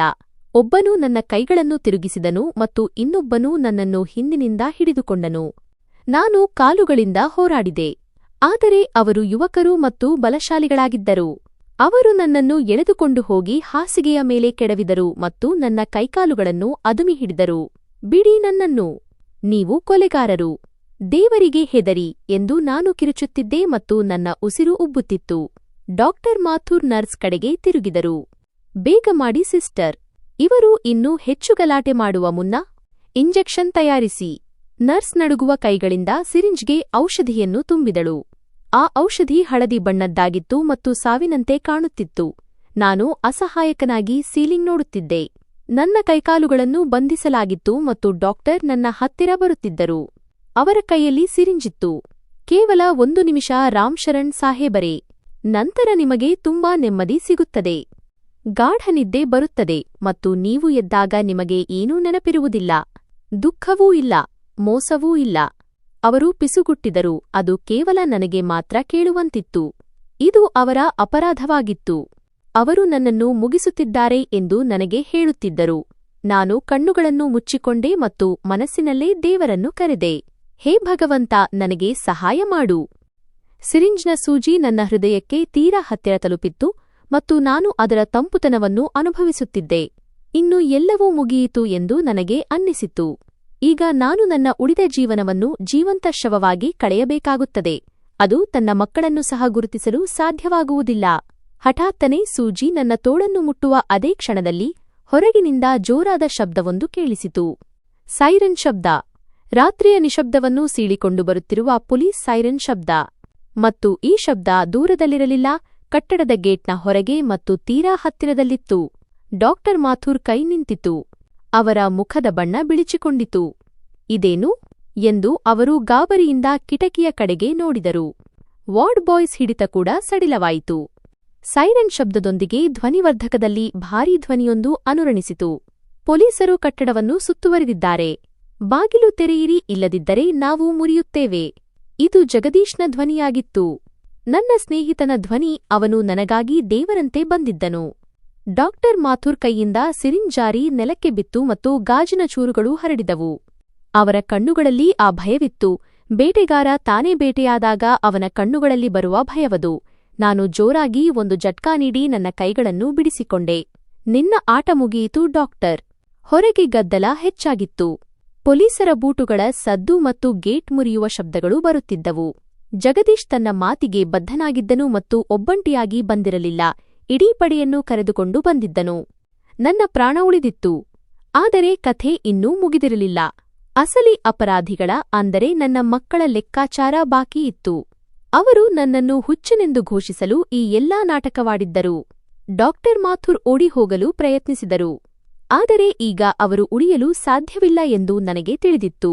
ಏಕೆಂದರೆ ಸತ್ಯದ ಸೂರ್ಯ ಉದಯಿಸಲಿದ್ದನು ಮತ್ತು ಅದರ ಮೊದಲ ಕಿರಣವು ಪೊಲೀಸ್ ವಾಹನಗಳ ನೀಲಿ ದೀಪಗಳಂತೆ ನನ್ನ ಕೋಣೆಯ ಗೋಡೆಗಳ ಮೇಲೆ ಬೀಳುತ್ತಿತ್ತು. ಪೊಲೀಸರ ಭಾರೀ ಬೂಟುಗಳ ಸದ್ದು ನೆಲವನ್ನೇ ನಡುಗಿಸಿತು. ಸ್ವಲ್ಪ ಸಮಯದ ಮೊದಲು ನನ್ನ ಸಾವಿನ ಯಮನಾಗಿ ನಿಂತಿದ್ದ ಡಾಕ್ಟರ್ ಮಾಥುರ್ ಈಗ ಒದ್ದೆ ಬೆಕ್ಕಿನಂತೆ ಮೂಲೆಯಲ್ಲಿ ಮುದುಡಿ ಕುಳಿತಿದ್ದನು. ಬಾಗಿಲು ಮುರಿದ ತಕ್ಷಣ ಜಗದೀಶ್ ಪಿಸ್ತೂಲ್ ಹಿಡಿದು ಒಳಗೆ ಬಂದನು. ಅವನ ಹಿಂದೆ ಸಮವಸ್ತ್ರಧಾರಿ ಅಧಿಕಾರಿಗಳಿದ್ದರು. ಅವರು ಕಣ್ಣು ಮುಚ್ಚಿ ತೆಗೆಯುವಷ್ಟರಲ್ಲೇ ಡಾಕ್ಟರ್ ಮತ್ತು ಅವರ ಸಿಬ್ಬಂದಿಯನ್ನು ಬಂಧಿಸಿದರು. ಜಗದೀಶ್ ನನ್ನ ಮೇಲೆ ಒಂದು ನೋಟ ಬೀರಿ ನಂತರ ಡಾಕ್ಟರ್ ಮಾಥುರ್ ಕಡೆಗೆ ಹೋಗಿ ಅವರ ಕೆನ್ನೆಗೆ ಜೋರಾಗಿ ಬಾರಿಸಿದನು. ಅದರ ಸದ್ದು ನನ್ನ ಮನಸ್ಸಿಗೆ ವಿಚಿತ್ರ ನೆಮ್ಮದಿ ನೀಡಿತು. ಏನಯ್ಯ, ಇದು ಆಸ್ಪತ್ರೆಯ ಅಥವಾ ಮೋಸದ ಅಡ್ಡೆಯ? ಜಗದೀಶ್ನ ಗುಡುಗಿನ ಧ್ವನಿಗೆ ಡಾಕ್ಟರ್ ನಡುಗಲಾರಂಭಿಸಿದರು. ಇಲ್ಲ ಸರ್, ನೀವು ತಪ್ಪಾಗಿ ಅರ್ಥೈಸಿಕೊಳ್ಳುತ್ತಿದ್ದೀರಿ. ಈ ರೋಗಿ ಹುಚ್ಚ ಮತ್ತು ಹಿಂಸಾತ್ಮಕವಾಗಿದ್ದನು. ನಾವು ಕೇವಲ ಅವರಿಗೆ ವಿಶ್ರಾಂತಿಯ ಇಂಜೆಕ್ಷನ್ ನೀಡುತ್ತಿದ್ದೆವು. ಡಾಕ್ಟರ್ ಕೊನೆಯ ದಾಳ ಎಸೆದರು. ಆದರೆ ಜಗದೀಶ್ ಕಚ್ಚಾ ಆಟಗಾರನಲ್ಲ. ಅವನು ನೆಲದ ಮೇಲೆ ಬಿದ್ದಿದ್ದ ಒಡೆದ ಸಿರಿಂಜ್ ಕಡೆಗೆ ಬೆರಳು ಮಾಡಿ ಕಾನ್ಸ್ಟೇಬಲ್ಗೆ ಆದೇಶಿಸಿದನು. ಇದನ್ನು ಸೀಲ್ ಮಾಡಿ ಫೊರೆನ್ಸಿಕ್ಗೆ ಕಳುಹಿಸು. ಇದು ವಿಶ್ರಾಂತಿಯ ಔಷಧಿಯೇ ಅಥವಾ ಮೆದುಳನ್ನು ಶಾಶ್ವತವಾಗಿ ಮಲಗಿಸುವ ವಿಷವೇ ಎಂದು ವರದಿ ಹೇಳುತ್ತದೆ. ನಂತರ ಜಗದೀಶ್ ನನ್ನ ಬಳಿ ಬಂದು ನನ್ನನ್ನು ತಬ್ಬಿಕೊಂಡನು. ನನ್ನ ಕಣ್ಣುಗಳಿಂದ ತಡೆಯಲಾರದಷ್ಟು ನೀರು ಹರಿಯಲಾರಂಭಿಸಿತು. ಇವು ಆನಂದಬಾಷ್ಪಗಳಾಗಿರಲಿಲ್ಲ, ಬದಲಿಗೆ ನಾನು 1 ವಾರದಿಂದ ಎದೆಯಲ್ಲಿ ಅದುಮಿಟ್ಟಿದ್ದ ಸಂಕಟದಿಂದ ಹೊರಬರುವ ದಾರಿಯಾಗಿತ್ತು. ದೇವರಿಗೆ ಧನ್ಯವಾದಗಳು, ನೀನು ಸಮಯಕ್ಕೆ ಸರಿಯಾಗಿ ಬಂದೆ. ಇಲ್ಲದಿದ್ದರೆ ಇವರು ಇಂದು ನನ್ನ ಕಥೆ ಮುಗಿಸುತ್ತಿದ್ದರು ಎಂದು ನಾನು ಗದ್ಗದಿತ ಧ್ವನಿಯಲ್ಲಿ ಹೇಳಿದೆ. ಜಗದೀಶ್ ನನ್ನ ಬೆನ್ನು ತಟ್ಟಿದನು. ನಾನು ಮಾತು ಕೊಟ್ಟಿದ್ದೆ ರಾಮ್ಶರಣ್, ಈಗ ನೋಡು ನಾನು ಇವರನ್ನು ಏನು ಮಾಡುತ್ತೇನೆ ಎಂದು. ಡಾಕ್ಟರ್ ಮಾಥುರ್ ಮತ್ತು ಅವರ ಸಹಚರರನ್ನು ಕೈಕೋಳ ಹಾಕಿ ವಾಹನಗಳಲ್ಲಿ ತುಂಬಲಾಯಿತು. ಜಗದೀಶ್ ನನಗೆ ಆಸರೆ ನೀಡಿ ಎಬ್ಬಿಸಿ ಹೇಳಿದರು, ನಡಿ ರಾಮ್ಶರಣ್, ಈಗ ಅಸಲಿ ಅಪರಾಧಿಗಳನ್ನು ಎದುರಿಸುವ ಸಮಯ ಬಂದಿದೆ. ನನ್ನ ಹೃದಯ ಒಂದು ಕ್ಷಣ ಗಾಬರಿಯಾಯಿತು. ನಾನು ನನ್ನ ಮಕ್ಕಳ ಮುಂದೆಯೇ ನಿಲ್ಲಲು ಸಾಧ್ಯವೇ? ಅವರು ನನ್ನನ್ನು ಏಕೆ ಮಾರಾಟ ಮಾಡಿದರು ಎಂದು ಅವರ ಕಣ್ಣಲ್ಲಿ ಕಣ್ಣಿಟ್ಟು ಕೇಳಲು ಸಾಧ್ಯವೇ? ಆದರೆ ನಂತರ ನನಗೆ ವರುಣನ ಆ ಮಾತು ನೆನಪಾಯಿತು. ಕೆನಡಾ ಕೇವಲ ನೆಪವಾಗಿತ್ತು. ಈ ನೆನಪು ನನ್ನಲ್ಲಿದ್ದ ಅಲ್ಪ ಸ್ವಲ್ಪ ಸಹಾನುಭೂತಿಯನ್ನು ಕೊನೆಗೊಳಿಸಿತು. ನಾನು ದೃಢವಾಗಿ ತಲೆದೂಗಿ ಜಗದೀಶ್ ಜೊತೆ ಹೊರಗೆ ಬಂದೆ. ಪೊಲೀಸ್ ವಾಹನದಲ್ಲಿ ಕುಳಿತುಕೊಳ್ಳುವಾಗ ನಾನು ಆಕಾಶದ ಕಡೆ ನೋಡಿದೆ. ಮೋಡಗಳು ಸರಿಯುತ್ತಿದ್ದವು ಮತ್ತು ಚಂದ್ರ ಕಾಣಿಸಿಕೊಳ್ಳುತ್ತಿದ್ದನು, ಸಂಪೂರ್ಣವಾಗಿ ಸ್ಪಷ್ಟವಾಗಲಿರುವ ಸತ್ಯದಂತೆ. ನಮ್ಮ ವಾಹನಗಳ ಸಾಲು ನಗರದ ಕಡೆಗೆ ಹೊರಟಿತು. ಗುರಿ ನನ್ನ ಸ್ವಂತ ಮನೆಯಾಗಿತ್ತು. ಯಾವ ಮನೆಯನ್ನು ನಾನು ನೆಮ್ಮದಿ ಎಂದು ತಿಳಿದಿದ್ದೆನೋ, ನನ್ನ ಮಕ್ಕಳು ಅದನ್ನೇ ಪಿತೂರಿಯ ತಾಣವನ್ನಾಗಿ ಮಾಡಿದ್ದರು. ರಾತ್ರಿ ಮಧ್ಯರಾತ್ರಿ 2 ಗಂಟೆಯಾಗಿತ್ತು. ನಾವು ನನ್ನ ಮನೆಯ ಹೊರಗೆ ತಲುಪಿದಾಗ ಜಗದೀಶ್ ಸೈರನ್ ಬಂದ್ ಮಾಡಿಸಿದ್ದರು. ಅವರಿಗೆ ವಿಷಯ ತಿಳಿಯಬಾರದು ಎಂಬುದು ಇದರ ಉದ್ದೇಶವಾಗಿತ್ತು. ಪೊಲೀಸ್ ವಾಹನ ನೋಡಿ ವಾಚ್ಮನ್ ಗಾಬರಿಯಿಂದ ಗೇಟ್ ತೆರೆದನು. ಲಾಂಜ್ನಲ್ಲಿ ದೀಪಗಳು ಉರಿಯುತ್ತಿರುವುದನ್ನು ಮತ್ತು ಒಳಗಿನಿಂದ ಸಣ್ಣ ಧ್ವನಿ ಬರುತ್ತಿರುವುದನ್ನು ನಾನು ನೋಡಿದೆ. ಅವರು ನಿಜವಾಗಿಯೂ ಸಂಭ್ರಮಾಚರಣೆ ಮಾಡುತ್ತಿದ್ದರು. ಜಗದೀಶ್ ನನಗೆ ಹಿಂದೆ ಇರುವಂತೆ ಸನ್ನೆ ಮಾಡಿ ಮುಂದೆ ಹೋಗಿ ಬಾಗಿಲಿನ ಬೆಲ್ ಬಾರಿಸಿದನು. ಒಳಗಿನಿಂದ ನಗು ಮತ್ತು ಹೆಜ್ಜೆಗಳ ಸದ್ದು ಕೇಳಿಸಿತು. ನಂತರ ಬಾಗಿಲು ತೆರೆಯಿತು. ಎದುರಿಗೆ ವರುಣ್ ನಿಂತಿದ್ದನು. ಕೈಯಲ್ಲಿ ಜ್ಯೂಸ್ ಗ್ಲಾಸ್ ಮತ್ತು ಮುಖದಲ್ಲಿ ನಗು. ಬಹುಶಃ ಅವನು ಡಾಕ್ಟರ್ ಮಾಥೂರ್ ಅವರ ಸಿಹಿಸುದ್ದಿಗಾಗಿ ಕಾಯುತ್ತಿದ್ದನು. ಆದರೆ ಜಗದೀಶ್ ಮತ್ತು ಪೊಲೀಸರನ್ನು ಕಂಡು ಅವನ ಕೈಯಲ್ಲಿದ್ದ ಗ್ಲಾಸ್ ಜಾರಿ ಬಿತ್ತು ಮತ್ತು ಗಾಜಿನ ಚೂರುಗಳು ಚೆಲ್ಲಾಪಿಲ್ಲಿಯಾದವು. ಜಗದೀಶ್ ಅಂಕಲ್, ನೀವು ಇಲ್ಲಿ ಈ ಸಮಯದಲ್ಲಿ? ವರುಣ್ನ ಧ್ವನಿಯಲ್ಲಿ ಅವನು ದೆವ್ವವನ್ನು ನೋಡಿದಂತಹ ನಡುಕವಿತ್ತು. ಜಗದೀಶ್ ಅವನನ್ನು ಹಿಂದಕ್ಕೆ ತಳ್ಳಿ ನಾವೆಲ್ಲರೂ ಒಳಗೆ ಪ್ರವೇಶಿಸಿದೆವು. ಲಾಂಜ್ನಲ್ಲಿ ಸೋಫಾದ ಮೇಲೆ ನನ್ನ ಮಗಳು ಕಾವ್ಯ ಮತ್ತು ಅವಳ ಅತ್ತಿಗೆ ನೀಲಂ ಕುಳಿತಿದ್ದರು. ಅವರು ಪೊಲೀಸರನ್ನು ನೋಡಿ ಗಾಬರಿಯಿಂದ ಎದ್ದು ನಿಂತರು. ಅವರ ಮುಖದ ಬಣ್ಣ ಮಾಸಿ ಹೋಗಿತ್ತು. ವರುಣ್ ತನ್ನನ್ನು ತಾನು ನಿಭಾಯಿಸಿಕೊಳ್ಳಲು ಪ್ರಯತ್ನಿಸುತ್ತಾ ಹೇಳಿದನು, ಅಂಕಲ್, ಇದೇನು ವರ್ತನೆ? ಮತ್ತು ಪೊಲೀಸರು ಏಕೆ ಬಂದಿದ್ದಾರೆ? ಎಲ್ಲವೂ ಸರಿಯಾಗಿದೆಯಲ್ಲವೇ? ಜಗದೀಶ್ ವ್ಯಂಗ್ಯದ ನಗುವಿನೊಂದಿಗೆ ಉತ್ತರಿಸಿದರು, ಹೌದು ವರುಣ್, ಎಲ್ಲವೂ ಸರಿಯಾಗಿದೆ. ನೀನು ಮರೆತಿದ್ದ ಒಂದು ವಸ್ತುವನ್ನು ಹಿಂತಿರುಗಿಸಲು ಬಂದಿದ್ದೇವೆ. ಹೀಗೆ ಹೇಳಿ ಜಗದೀಶ್ ಪಕ್ಕಕ್ಕೆ ಸರಿದರು ಮತ್ತು ಇಲ್ಲಿಯವರೆಗೆ ಅವರ ಹಿಂದೆ ಅಡಗಿದ್ದ ನಾನು ಮುಂದೆ ಬಂದೆ. ನನ್ನನ್ನು ನೋಡಿದ ತಕ್ಷಣ ವರುಣ್, ಕಾವ್ಯ ಮತ್ತು ನೀಲಂ ಅವರ ಬಾಯಿ ತೆರೆದೇ ಉಳಿಯಿತು ಮತ್ತು ಸಮಾಧಿಯಿಂದ ಹೆಣವೊಂದು ಹೊರಬಂದಂತೆ ಅವರ ಕಣ್ಣುಗಳು ಅಗಲವಾದವು. ಅಪ್ಪ! ಕಾವ್ಯಳ ಬಾಯಿಂದ ಕಷ್ಟಪಟ್ಟು ಮಾತು ಬಂತು. ನೀವು ಕೆನಡಾ, ಅಂದರೆ ಓಲ್ಡ್ ಹೋಮ್ನಲ್ಲಿ. ಅವಳು ವಾಕ್ಯವನ್ನು ಪೂರ್ಣಗೊಳಿಸಲು ಸಾಧ್ಯವಾಗಲಿಲ್ಲ. ನಾನು ಮೌನವಾಗಿ ನಡೆದು ಅವರ ಮಧ್ಯೆ ಹೋದೆ ಮತ್ತು ಅವರು ನನ್ನ ವಿನಾಶದ ಸಂಚು ರೂಪಿಸಿದ ಸೋಫಾದ ಮೇಲೆಯೇ ಕುಳಿತೆ. ವರುಣ್ ಕಣ್ಣು ತಪ್ಪಿಸುತ್ತಿರುವುದನ್ನು ನಾನು ಗಮನಿಸಿದೆ. ಏಕೆ ವರುಣ್? ನಾನು ತುಂಬಾ ನಿಧಾನ ಮತ್ತು ಗಂಭೀರ ಸ್ವರದಲ್ಲಿ ಕೇಳಿದೆ. ಕೆನಡಾದ ವೀಸಾ ಸಿಗಲಿಲ್ಲವೇ? ಹೌದಲ್ವಾ? ಅಥವಾ ಕೆನಡಾ ಎಂಬುದು ಕೇವಲ ನೆಪವಾಗಿತ್ತೇ? ಇದನ್ನು ಕೇಳಿದ ಕೂಡಲೇ ವರುಣ್ ನಿಶ್ಚೇತನನಾದಂತೆ ಕಂಡನು. ನಾನು ಎಲ್ಲವನ್ನೂ ಕೇಳಿಸಿಕೊಂಡಿದ್ದೇನೆ ಎಂದು ಅವನಿಗೆ ಅರ್ಥವಾಯಿತು. ನೀಲಂ ಭಯದಿಂದ ಅಳಲು ಪ್ರಾರಂಭಿಸಿದಳು ಮತ್ತು ಕಾವ್ಯಗೋಡೆಗೆ ಒರಗಿದಳು. ಅಪ್ಪ, ನೀವು ತಪ್ಪು ತಿಳಿಯುತ್ತಿದ್ದೀರಿ. ನಾವೇನು? ವರುಣ್ ನೆಪ ಹೇಳಲು ಪ್ರಯತ್ನಿಸಿದ. ಆದರೆ ನಾನು ಕೈ ಎತ್ತಿ ಅವನನ್ನು ಸುಮ್ಮನಿರಲು ಹೇಳಿದೆ. ಒಂದು ಶಬ್ದವನ್ನೂ ಆಡಬೇಡ. ನನ್ನ ಕಣ್ಣಾರೆ ನೀನು ಡಾಕ್ಟರ್ ಮಾಥೂರ್ಗೆ ಹಣ ಕೊಡುವುದನ್ನು ನೋಡಿದ್ದೇನೆ. ನನ್ನ ಕಿವಿಯಾರೆ ನೀನು ನನ್ನನ್ನು ಮುದುಕ ಮತ್ತು ಸೆರೆಯಾಳು ಎಂದು ಕರೆಯುವುದನ್ನು ಕೇಳಿದ್ದೇನೆ. ಮತ್ತು ಇಂದು ರಾತ್ರಿ ನೀನು ನನಗೆ ಹುಚ್ಚುತನದ ಸರ್ಟಿಫಿಕೇಟ್ ಕೊಡಿಸಿ ನನ್ನ ಆಸ್ತಿಯನ್ನು ಕಬಳಿಸಲು. ಕೋಣೆಯಲ್ಲಿ ಸಾವಿನಂತಹ ನೀರವ ಮೌನ ಆವರಿಸಿತು ಮತ್ತು ಸುಳ್ಳಿಗೆ ಯಾವುದೇ ಆಸ್ಪದವಿರಲಿಲ್ಲ. ಆಗಲೇ ಕಾವ್ಯ ಮುಂದೆ ಬಂದು ನನ್ನ ಕಾಲಿಗೆ ಬಿದ್ದಳು. ಬಿಕ್ಕಿ ಬಿಕ್ಕಿ ಅಳುತ್ತಾ ಹೇಳಿದಳು, ಅಪ್ಪ, ನನ್ನನ್ನು ಕ್ಷಮಿಸಿಬಿಡಿ. ನಾನು ದಾರಿ ತಪ್ಪಿದ್ದೆ. ನಾನು ಅಸಹಾಯಕಳಾಗಿದ್ದೆ. ಅಂಕಿತ್ ನನ್ನ ಮೇಲೆ ತುಂಬಾ ಒತ್ತಡ ಹಾಕಿದ್ದನು.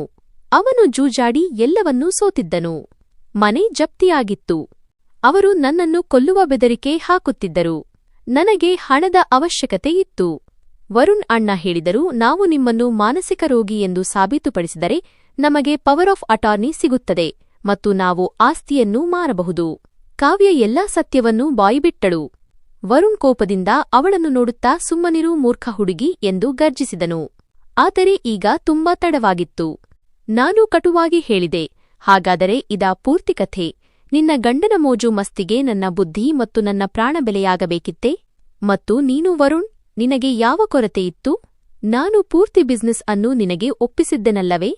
ಈಗ ವರುಣ್ ರಕ್ಷಣಾತ್ಮಕ ಧೋರಣೆ ಬಿಟ್ಟು ಆಕ್ರಮಣಕಾರಿಯಾದನು ಮತ್ತು ಜೋರಾಗಿ ಕಿರುಚಿದನು. ಯಾವ ಬಿಸಿನೆಸ್ ಅಪ್ಪ? ಆ ಬಿಸಿನೆಸ್ ಯಾಹಾರ್ ಪ್ರತಿ ಚೆಕ್ಬುಕ್ ಮೇಲೆ ನಿಮ್ಮ ಸಹಿ ಇರುತ್ತಿತ್ತು? ಜಾಹರ ಪ್ರತಿ ದೊಡ್ಡ ನಿರ್ಧಾರವನ್ನು ನೀವೇ ತೆಗೆದುಕೊಳ್ಳುತ್ತಿದ್ದಿರಿ. ನಾನು ಕೇವಲ ಹೆಸರಿಗೆ ಮಾತ್ರ ಮಾಲೀಕನಾಗಿದ್ದೆ. ಅಸಲಿ ಅಧಿಕಾರ ನಿಮ್ಮ ಹತ್ತಿರವಿತ್ತು ಮತ್ತು ನೀವು ಆಸ್ತಿಯನ್ನು ನನ್ನ ಹೆಸರಿಗೆ ಮಾಡುವ ಮಾತೇ ಆಡುತ್ತಿರಲಿಲ್ಲ.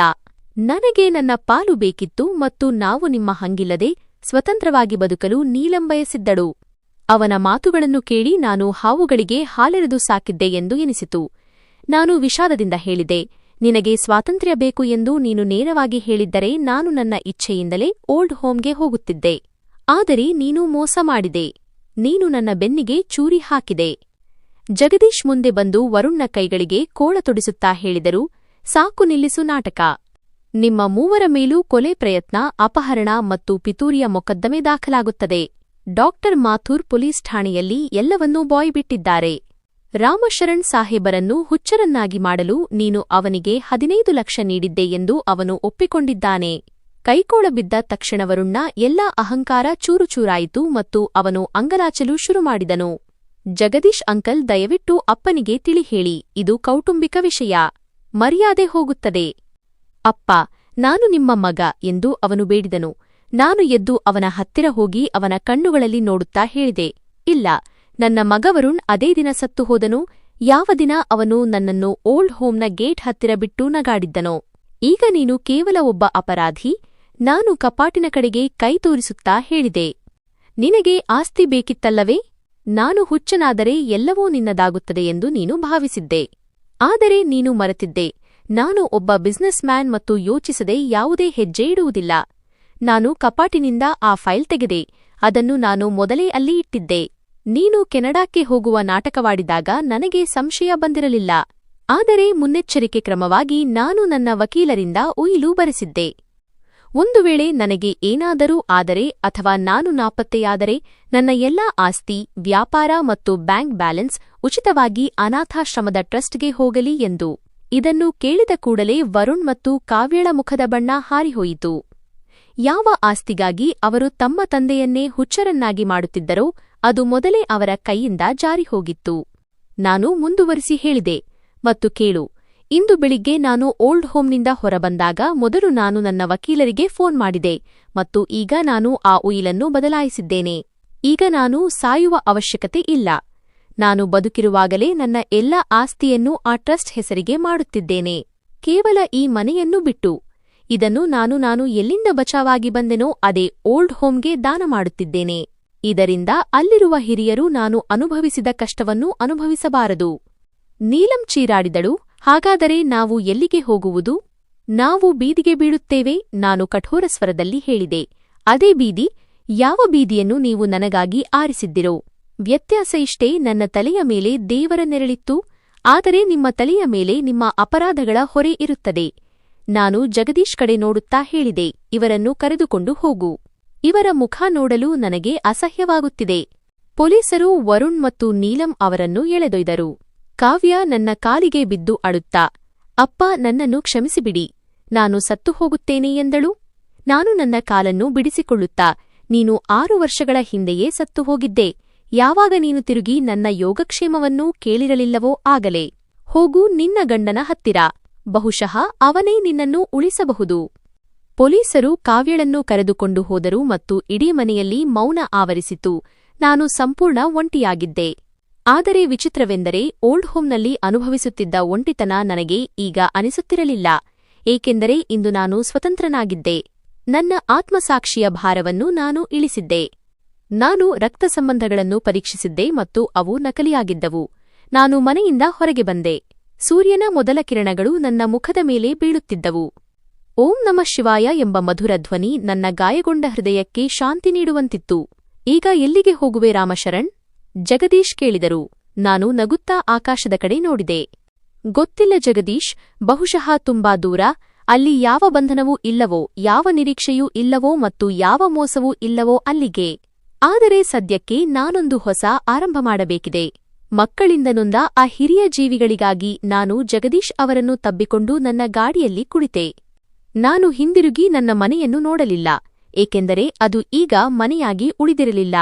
ಅದು ಕೇವಲ ಕಲ್ಲುಗಳ ರಾಶಿಯಾಗಿತ್ತು. ನನ್ನ ನಿಜವಾದ ಮನೆ ಈಗ ಆ ನೆಮ್ಮದಿಯಾಗಿತ್ತು. ಅದು ನನಗೆ ಸತ್ಯ ತಿಳಿದ ನಂತರ ಮತ್ತು ನ್ಯಾಯ ಒದಗಿಸಿದ ನಂತರ ಸಿಕ್ಕಿತ್ತು. ಮಗ ಮತ್ತು ಮಗಳು ಜೈಲಿನ ಸರಳುಗಳ ಹಿಂದೆ ತಮ್ಮ ಕರ್ಮಗಳ ಶಿಕ್ಷೆ ಅನುಭವಿಸುತ್ತಿದ್ದರು. ಮತ್ತು ಅವರು ಹುಚ್ಚ ಎಂದು ಕರೆಯಲು ಬಯಸಿದ್ದ ಅವರ ಮುದಿ ತಂದೆ ಪ್ರಪಂಚದ ಅತ್ಯಂತ ವಿವೇಕಯುತ ನಿರ್ಧಾರ ತೆಗೆದುಕೊಂಡು ಶಾಂತವಾಗಿದ್ದರು. ಹುಚ್ಚುತನದ ಸರ್ಟಿಫಿಕೇಟ್ ಅವರಿಗೆ ಮುಬಾರಕ್ ಆಗಲಿ, ಏಕೆಂದರೆ ಹುಚ್ಚ ನಾನಾಗಿರಲಿಲ್ಲ, ಹುಚ್ಚರು ಅವರಾಗಿದ್ದರು. ಯಾರು ಹಣದಾಸೆಗಾಗಿ ತಮ್ಮ ಪ್ರಪಂಚವನ್ನೇ, ಅಂದರೆ ತಮ್ಮ ತಂದೆ ತಾಯಿಯನ್ನೇ ಮಾರಿಬಿಟ್ಟರಲ್ಲ ಅವರು. ಪೊಲೀಸ್ ವಾಹನಗಳು ವರುಣ್, ಕಾವ್ಯ ಮತ್ತು ನೀಲಂ ಅವರನ್ನು ಕರೆದುಕೊಂಡು ನನ್ನ ಮನೆಯ ಮುಂದಿನಿಂದಲೇ ಹೋದಾಗ ಸೈರನ್ ಶಬ್ದ ಈ ಬಾರಿ ಭಯಾನಕವಾಗಿರಲಿಲ್ಲ. ಆ ಶಬ್ದ ವರ್ಷಗಳಿಂದ ನನ್ನ ಎದೆಯನ್ನು ಅದುಮಿ ಹಿಡಿದಿದ್ದ ಸಂಕೋಲೆಗಳು ಒಡೆಯುವ ಶಬ್ದವಾಗಿತ್ತು. ನಾನು ನನ್ನದೇ ಮನೆಯ ಹೊಸ್ತಿಲಲ್ಲಿ ನಿಂತಿದ್ದೆ, ಆದರೆ ಆ ಮನೆ ನನಗೆ ಪರಕೀಯವಾಗಿ ಕಾಣುತ್ತಿತ್ತು. ಆ ಗೋಡೆಗಳಿಂದ ಪಿತೂರಿಯ ವಾಸನೆ ಬರುತ್ತಿತ್ತು. ಜಗದೀಶ್ ನನ್ನ ಭುಜದ ಮೇಲೆ ಕೈ ಇಟ್ಟರು. ರಾಮಶರಣ್, ಈಗ ನೀನು ಸುರಕ್ಷಿತ. ಬಾ, ಒಳಗೆ ಹೋಗಿ ವಿಶ್ರಮಿಸು. ನಾನು ತಲೆ ಅಲ್ಲಾಡಿಸಿದೆ. ಇಲ್ಲ ಜಗದೀಶ್, ಈ ಮನೆಯಲ್ಲಿ ಈಗ ನೆಮ್ಮದಿ ಇಲ್ಲ. ಯಾವ ಸೋಫಾದ ಮೇಲೆ ಕುಳಿತು ನನ್ನ ಮಕ್ಕಳು ನನ್ನ ಸಾವಿನ ವ್ಯಾಪಾರ ಮಾಡಿದರೋ ಅದರ ಮೇಲೆ ನಾನಿನ್ನು ಕೂರಲಾರೆ. ಇಂದು ರಾತ್ರಿ ನನ್ನನ್ನು ಎಲ್ಲಾದರೂ ಕರೆದುಕೊಂಡು ಹೋಗು, ಅಲ್ಲಿ ಮನುಷ್ಯತ್ವ ಬದುಕಿರಲಿ. ಆ ರಾತ್ರಿ ನಾನು ಜಗದೀಶ್ ಅವರ ಸರ್ಕಾರಿ ಕ್ವಾರ್ಟರ್ಸ್ನಲ್ಲಿ ಮಲಗಿದೆ. ವರ್ಷಗಳ ನಂತರ ಅಂತಹ ನಿದ್ದೆ ಬಂತು. ಅದರಲ್ಲಿ ಯಾವ ಭಯವೂ ಇರಲಿಲ್ಲ, ಯಾವ ಕೆಟ್ಟ ಕನಸೂ ಇರಲಿಲ್ಲ. ಬೆಳಿಗ್ಗೆ ಕಣ್ಣು ತೆರೆದಾಗ ಸೂರ್ಯನ ಮೊದಲ ಕಿರಣ ನನಗೆ ತಿಳಿಸಿತು, ನಾನು ಇನ್ನೂ ಬದುಕಿದ್ದೇನೆ ಮತ್ತು ಇದು ನನ್ನ ಮರುಜನ್ಮ ಎಂದು. ಮುಂದಿನ ಕೆಲವು ವಾರಗಳು ಯಾವುದೋ ಭಯಾನಕ ಚಲನಚಿತ್ರದಂತೆ ಕಳೆದುಹೋದವು. ವಿಷಯ ನ್ಯಾಯಾಲಯದಲ್ಲಿತ್ತು. ವರುಣ್ ಮತ್ತು ಕಾವ್ಯಳ ವಕೀಲರು ನನ್ನನ್ನು ಮಾನಸಿಕವಾಗಿ ಅಸ್ಥಿರ ಎಂದು ಸಾಬೀತುಪಡಿಸಲು ಕೊನೆಯ ಪ್ರಯತ್ನ ಮಾಡಿದರು. ಅದಾಲತ್ನ ಕಟಕಟೆಯಲ್ಲಿ ನಿಂತ ನಾನು ನನ್ನ ಸ್ವಂತ ರಕ್ತವೇ ನನ್ನ ವಿರುದ್ಧ ಸುಳ್ಳು ಹೇಳುತ್ತಿರುವುದನ್ನು ನೋಡುತ್ತಿದ್ದೆ. ವರುಣ್ ಕೂಗುತ್ತಿದ್ದ, ಜಡ್ಜ್ ಸಾಹೇಬ್, ನನ್ನ ತಂದೆಗೆ ಭ್ರಮೆ, ಹ್ಯಾಲುಸಿನೇಷನ್ಸ್ ಆಗುತ್ತದೆ. ಇದೆಲ್ಲ ಡಾಕ್ಟರ್ ಮಾಥುರ್ ತಪ್ಪಲ್ಲ, ಅಪ್ಪನ ಕಾಯಿಲೆಯ ಪರಿಣಾಮ. ನನ್ನ ಕಣ್ಣಲ್ಲಿ ನೀರಿರಲಿಲ್ಲ, ಕೇವಲ ಕಲ್ಲಾದ ಮೌನವಿತ್ತು. ನನ್ನ ಸಾಕ್ಷಿಯ ಸರದಿ ಬಂದಾಗ ನಾನು ಜಡ್ಜ್ ಸಾಹೇಬ್ ಅವರ ಕಣ್ಣಲ್ಲಿ ಕಣ್ಣಿಟ್ಟು ಇಷ್ಟೇ ಹೇಳಿದೆ, ಹುಜೂರ್, ಒಬ್ಬ ತಂದೆ ತನ್ನ ಮಗನ ಎಲ್ಲಾ ತಪ್ಪುಗಳನ್ನು ಕ್ಷಮಿಸಬಹುದು, ಆದರೆ ಅವನು ಆ ಕೈಯನ್ನು ಎಂದು ಮುತ್ತಿಕ್ಕಲಾರ. ಯಾವ ಕೈ ಅವನಿಗೆ ವಿಷದ ಇಂಜೆಕ್ಷನ್ ನೀಡಲು ಹಣ ಕೊಟ್ಟಿತ್ತೋ? ನಾನು ಹುಚ್ಚನಲ್ಲ, ನಾನು ಕೇವಲ ಒಬ್ಬ ತಂದೆಯಾಗಿರುವ ಅಪರಾಧದಲ್ಲಿ ದೋಷಿಯಾಗಿದ್ದೆ. ನಾನು ನನ್ನ ಮಕ್ಕಳಿಗೆ ಎಷ್ಟು ಕುರುಡು ಪ್ರೀತಿ ನೀಡಿದೆನೆಂದರೆ ಅವರನ್ನು ಮನುಷ್ಯರನ್ನಾಗಿ ಮಾಡುವುದನ್ನೇ ಮರೆತೆ. ಡಾಕ್ಟರ್ ಮಾಥುರ್ ಸರ್ಕಾರಿ ಸಾಕ್ಷಿಯಾಗಿದ್ದನು. ಅವನು ತನ್ನ ಸುರಕ್ಷತೆಗಾಗಿ ಬಚ್ಚಿಟ್ಟುಕೊಂಡಿದ್ದ ಎಲ್ಲಾ ರೆಕಾರ್ಡಿಂಗ್ ಮತ್ತು ಸಾಕ್ಷಿಗಳನ್ನು ಹಾಜರುಪಡಿಸಿದನು. ಶಿಕ್ಷೆ ಪ್ರಕಟವಾಯಿತು. ವರುಣ್, ಕಾವ್ಯ ಮತ್ತು ನೀಲಂಗೆ 7 ವರ್ಷಗಳ ಕಠಿಣ ಕಾರಾಗೃಹ ಶಿಕ್ಷೆ. ಅವರನ್ನು ಕರೆದುಕೊಂಡು ಹೋಗುವಾಗ ಕಾವ್ಯ ಕೂಗಿದಳು, ಅಪ್ಪ, ನಮ್ಮನ್ನು ಉಳಿಸಿ, ನಾವು ನಿಮ್ಮ ಮಕ್ಕಳು. ನಾನು ನನ್ನ ಬೆನ್ನನ್ನು ಅವರ ಕಡೆಗೆ ಮಾಡಿದೆ. ಆ ದಿನ ನಾನು ನನ್ನ ಒಳಗಿದ್ದ ತಂದೆಗೆ ತರ್ಪಣ ಬಿಟ್ಟೆ. ನನ್ನ ವಕೀಲ ಖನ್ನಾ ಸಾಹೇಬರು ನನ್ನ ಬಳಿ ಬಂದರು. ರಾಮಶರಣ್ ಅವರೇ, ಈಗ ಎಲ್ಲ ಆಸ್ತಿ ನಿಮ್ಮ ಕೈಯಲ್ಲಿದೆ, ಬಿಸಿನೆಸ್, ಬಂಗಲೆ ಮತ್ತು ಬ್ಯಾಂಕ್ ಬ್ಯಾಲೆನ್ಸ್. ನೀವು ಬೇಕಿದ್ದರೆ ಎಲ್ಲವನ್ನೂ ಮಾರಿ ಎಲ್ಲಾದರೂ ದೂರ ಹೋಗಿ ನೆಲೆಸಬಹುದು. ನಾನು ಕಿಟಕಿಯಿಂದ ಹೊರಗೆ ನೋಡಿದೆ. ರಸ್ತೆಯ ಬದಿಯಲ್ಲಿ ಒಬ್ಬ ಮುದುಕ ಕಸದಲ್ಲಿ ರೊಟ್ಟಿ ಹುಡುಕುತ್ತಿದ್ದನು. ಡಾಕ್ಟರ್ ಮಾಥೂರ್ ನನ್ನನ್ನು ಜೀವಂತ ಶವವನ್ನಾಗಿ ಮಾಡಲು ಹೊರಟಿದ್ದ ಆ ಕ್ಷಣ ನನಗೆ ನೆನಪಾಯಿತು. ಖನ್ನಾ ಸಾಹೇಬ್, ನಾನು ಹೇಳಿದೆ, ಈ ಆಸ್ತಿ ನನ್ನದಲ್ಲ. ಇದು ಆ ದುರಾಸೆಯ ಸಂಕೇತ. ಯಾವುದು ನನ್ನ ನಗುವ ಕುಟುಂಬವನ್ನು ಸ್ಮಶಾನವನ್ನಾಗಿ ಮಾಡಿತೋ ಅದು. ನನಗೆ ಇದರ ಒಂದು ಪೈಸೆಯೂ ಬೇಡ. ನಾನು ಒಂದು ಐತಿಹಾಸಿಕ ನಿರ್ಧಾರ ತೆಗೆದುಕೊಂಡೆ. ನನ್ನ ಪೂರ್ತಿ ಆಸ್ತಿಯನ್ನು ರಾಮಶರಣ್ ಪುನರ್ವಸತಿ ಟ್ರಸ್ಟ್ ಆಗಿ ಬದಲಾಯಿಸಿದೆ. ನನ್ನ ಆ ಐಷಾರಾಮಿ ಬಂಗಲೆ ಈಗ ಮಮತಾ ಸದನ ಆಗಲಿದೆ. ಮಕ್ಕಳು ಬೀದಿಯಲ್ಲಿ ಬಿಟ್ಟ ವೃದ್ಧರು ಮತ್ತು ತಂದೆ ತಾಯಿಯ ನೆರಳು ಸಿಗದ ಅನಾಥ ಮಕ್ಕಳನ್ನು ಅಲ್ಲಿ ಇರಿಸಲಾಗುವ ಜಾಗವದು. ಮಮತಾ ಸದನ, ಅಲ್ಲಿ ಆತ್ಮಕ್ಕೆ ಶಾಂತಿ ಸಿಗುತ್ತದೆ. ಬಂಗಲೆಯ ನವೀಕರಣ ಶುರುವಾಯಿತು. ವರುಣ್ ನನ್ನ ಮೇಲೆ ಗೂಢಚಾರಿಕೆ ಮಾಡಲು ಹಾಕಿದ್ದ ಸಿಸಿಟಿವಿ ಕ್ಯಾಮೆರಾಗಳನ್ನು ನಾನು ಮೊದಲು ಕಿತ್ತು ಹಾಕಿಸಿದೆ. ಅವುಗಳ ಜಾಗದಲ್ಲಿ ನಾನು ದೊಡ್ಡ ಸ್ಪೀಕರ್ಗಳನ್ನು ಹಾಕಿಸಿದೆ. ಅವುಗಳಲ್ಲಿ ಮುಂಜಾನೆ ಶಾಸ್ತ್ರೀಯ ಸಂಗೀತ ಮತ್ತು ಭಜನೆಗಳು ಕೇಳಿಸುತ್ತಿದ್ದವು. 6 ತಿಂಗಳ ನಂತರ ಮಮತಾ ಸದನ ತಯಾರಾಗಿತ್ತು. ಇಂದು ಇಲ್ಲಿ 40 ವೃದ್ಧರು ಮತ್ತು 20 ಅನಾಥ ಮಕ್ಕಳು ವಾಸಿಸುತ್ತಿದ್ದಾರೆ. ನಾನು ಸ್ವತಃ ಅಲ್ಲಿಯೇ ಒಂದು ಸಣ್ಣ ಕೋಣೆಯಲ್ಲಿ ವಾಸಿಸುತ್ತಿದ್ದೇನೆ. ಬೆಳಿಗ್ಗೆ ಚಿಕ್ಕ ಮಕ್ಕಳು ಓಡಿಬಂದು ನನ್ನ ಬಳಿ ಬಂದು ತಾತ ಎಂದು ತಬ್ಬಿಕೊಂಡಾಗ ನನ್ನ ಆಸ್ತಿ ಈಗ ಸರಿಯಾದ ಕೈಗಳಲ್ಲಿದೆ ಎಂದು ನನಗೆ ಅನಿಸುತ್ತದೆ. ಒಂದು ದಿನ ಒಬ್ಬ ವೃದ್ಧ ಮಹಿಳೆ ಬಂದರೂ ಅವರ ಮಗ ಅವರನ್ನು ದೇವಸ್ಥಾನದ ಮೆಟ್ಟಿಲುಗಳ ಮೇಲೆ ಬಿಟ್ಟಿದ್ದನು. ಅವರು ಸತತವಾಗಿ ಅಳುತ್ತಿದ್ದರು. ನಾನು ಅವರ ಬಳಿ ಹೋಗಿ ಹೇಳಿದೆ, ಅಕ್ಕ ಅವರೇ, ಅಳಬೇಡಿ. ಇಲ್ಲಿ ನಿಮ್ಮನ್ನು ಭಾರ ಎಂದು ತಿಳಿಯುವ ಮಗ ಯಾರೂ ಇಲ್ಲ. ಇಲ್ಲಿ ನಾವೆಲ್ಲರೂ ನಿಮ್ಮ ಅಣ್ಣ ತಮ್ಮಂದಿರು. ಮತ್ತು ಈ ಮಕ್ಕಳು ಇವರು ನಿಮ್ಮ ಮೊಮ್ಮಕ್ಕಳು.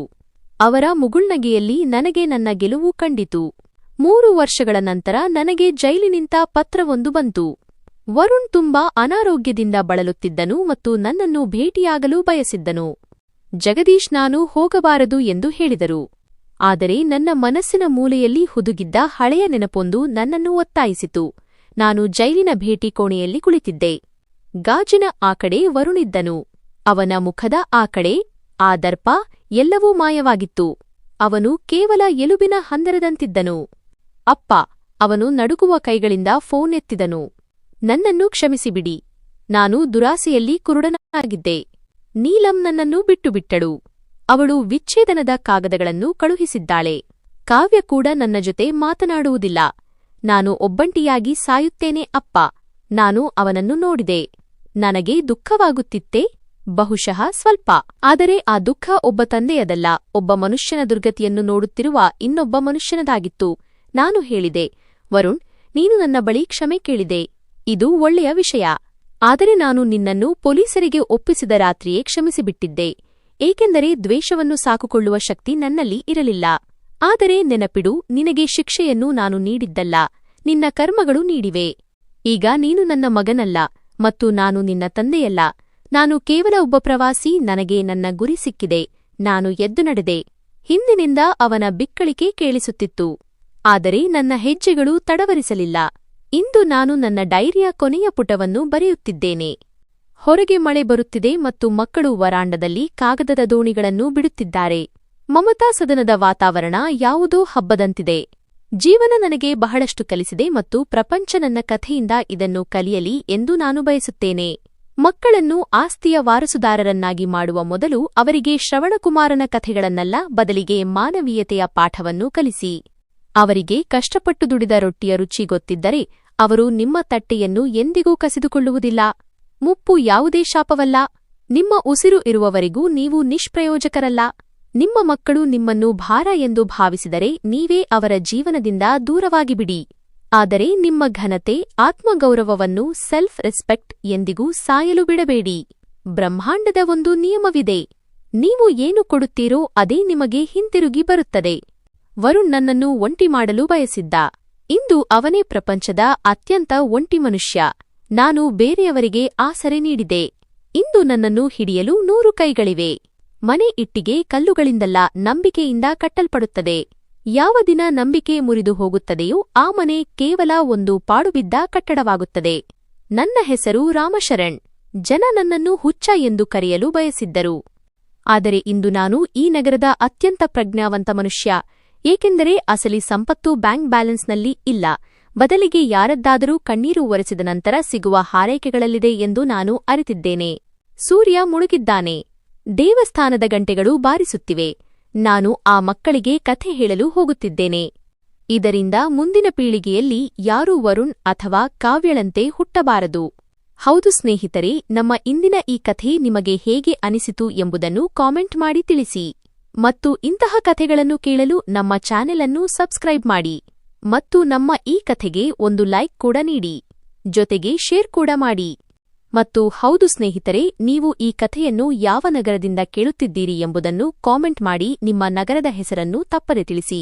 ಸ್ನೇಹಿತರೆ, ಈ ಕಥೆ ಸಂಪೂರ್ಣವಾಗಿ ಕಾಲ್ಪನಿಕವಾಗಿದೆ. ಇದರಲ್ಲಿ ತೋರಿಸಲಾದ ಎಲ್ಲಾ ಪಾತ್ರಗಳು, ಸ್ಥಳಗಳು, ಘಟನೆಗಳು ಮತ್ತು ಸಂಭಾಷಣೆಗಳು ಕೇವಲ ಮನರಂಜನೆ ಮತ್ತು ಪ್ರೇರಣೆಯ ಉದ್ದೇಶಕ್ಕಾಗಿ ಪ್ರಸ್ತುತಪಡಿಸಲಾಗಿದೆ. ಯಾವುದೇ ಜೀವಂತ ಅಥವಾ ಮೃತ ವ್ಯಕ್ತಿ, ನಿಜವಾದ ಕುಟುಂಬ ಅಥವಾ ಘಟನೆಯೊಂದಿಗೆ ಯಾವುದೇ ಹೋಲಿಕೆ ಕಂಡುಬಂದರೆ ಅದು ಕೇವಲ ಕಾಕತಾಳೀಯವಾಗಿರುತ್ತದೆ. ಯಾವುದೇ ಸಮಾಜ, ವರ್ಗ ಮಹಿಳೆ ಅಥವಾ ಕುಟುಂಬದ ಭಾವನೆಗಳನ್ನು ನೋಯಿಸುವುದು ನಮ್ಮ ಉದ್ದೇಶವಲ್ಲ. ಧನ್ಯವಾದಗಳು.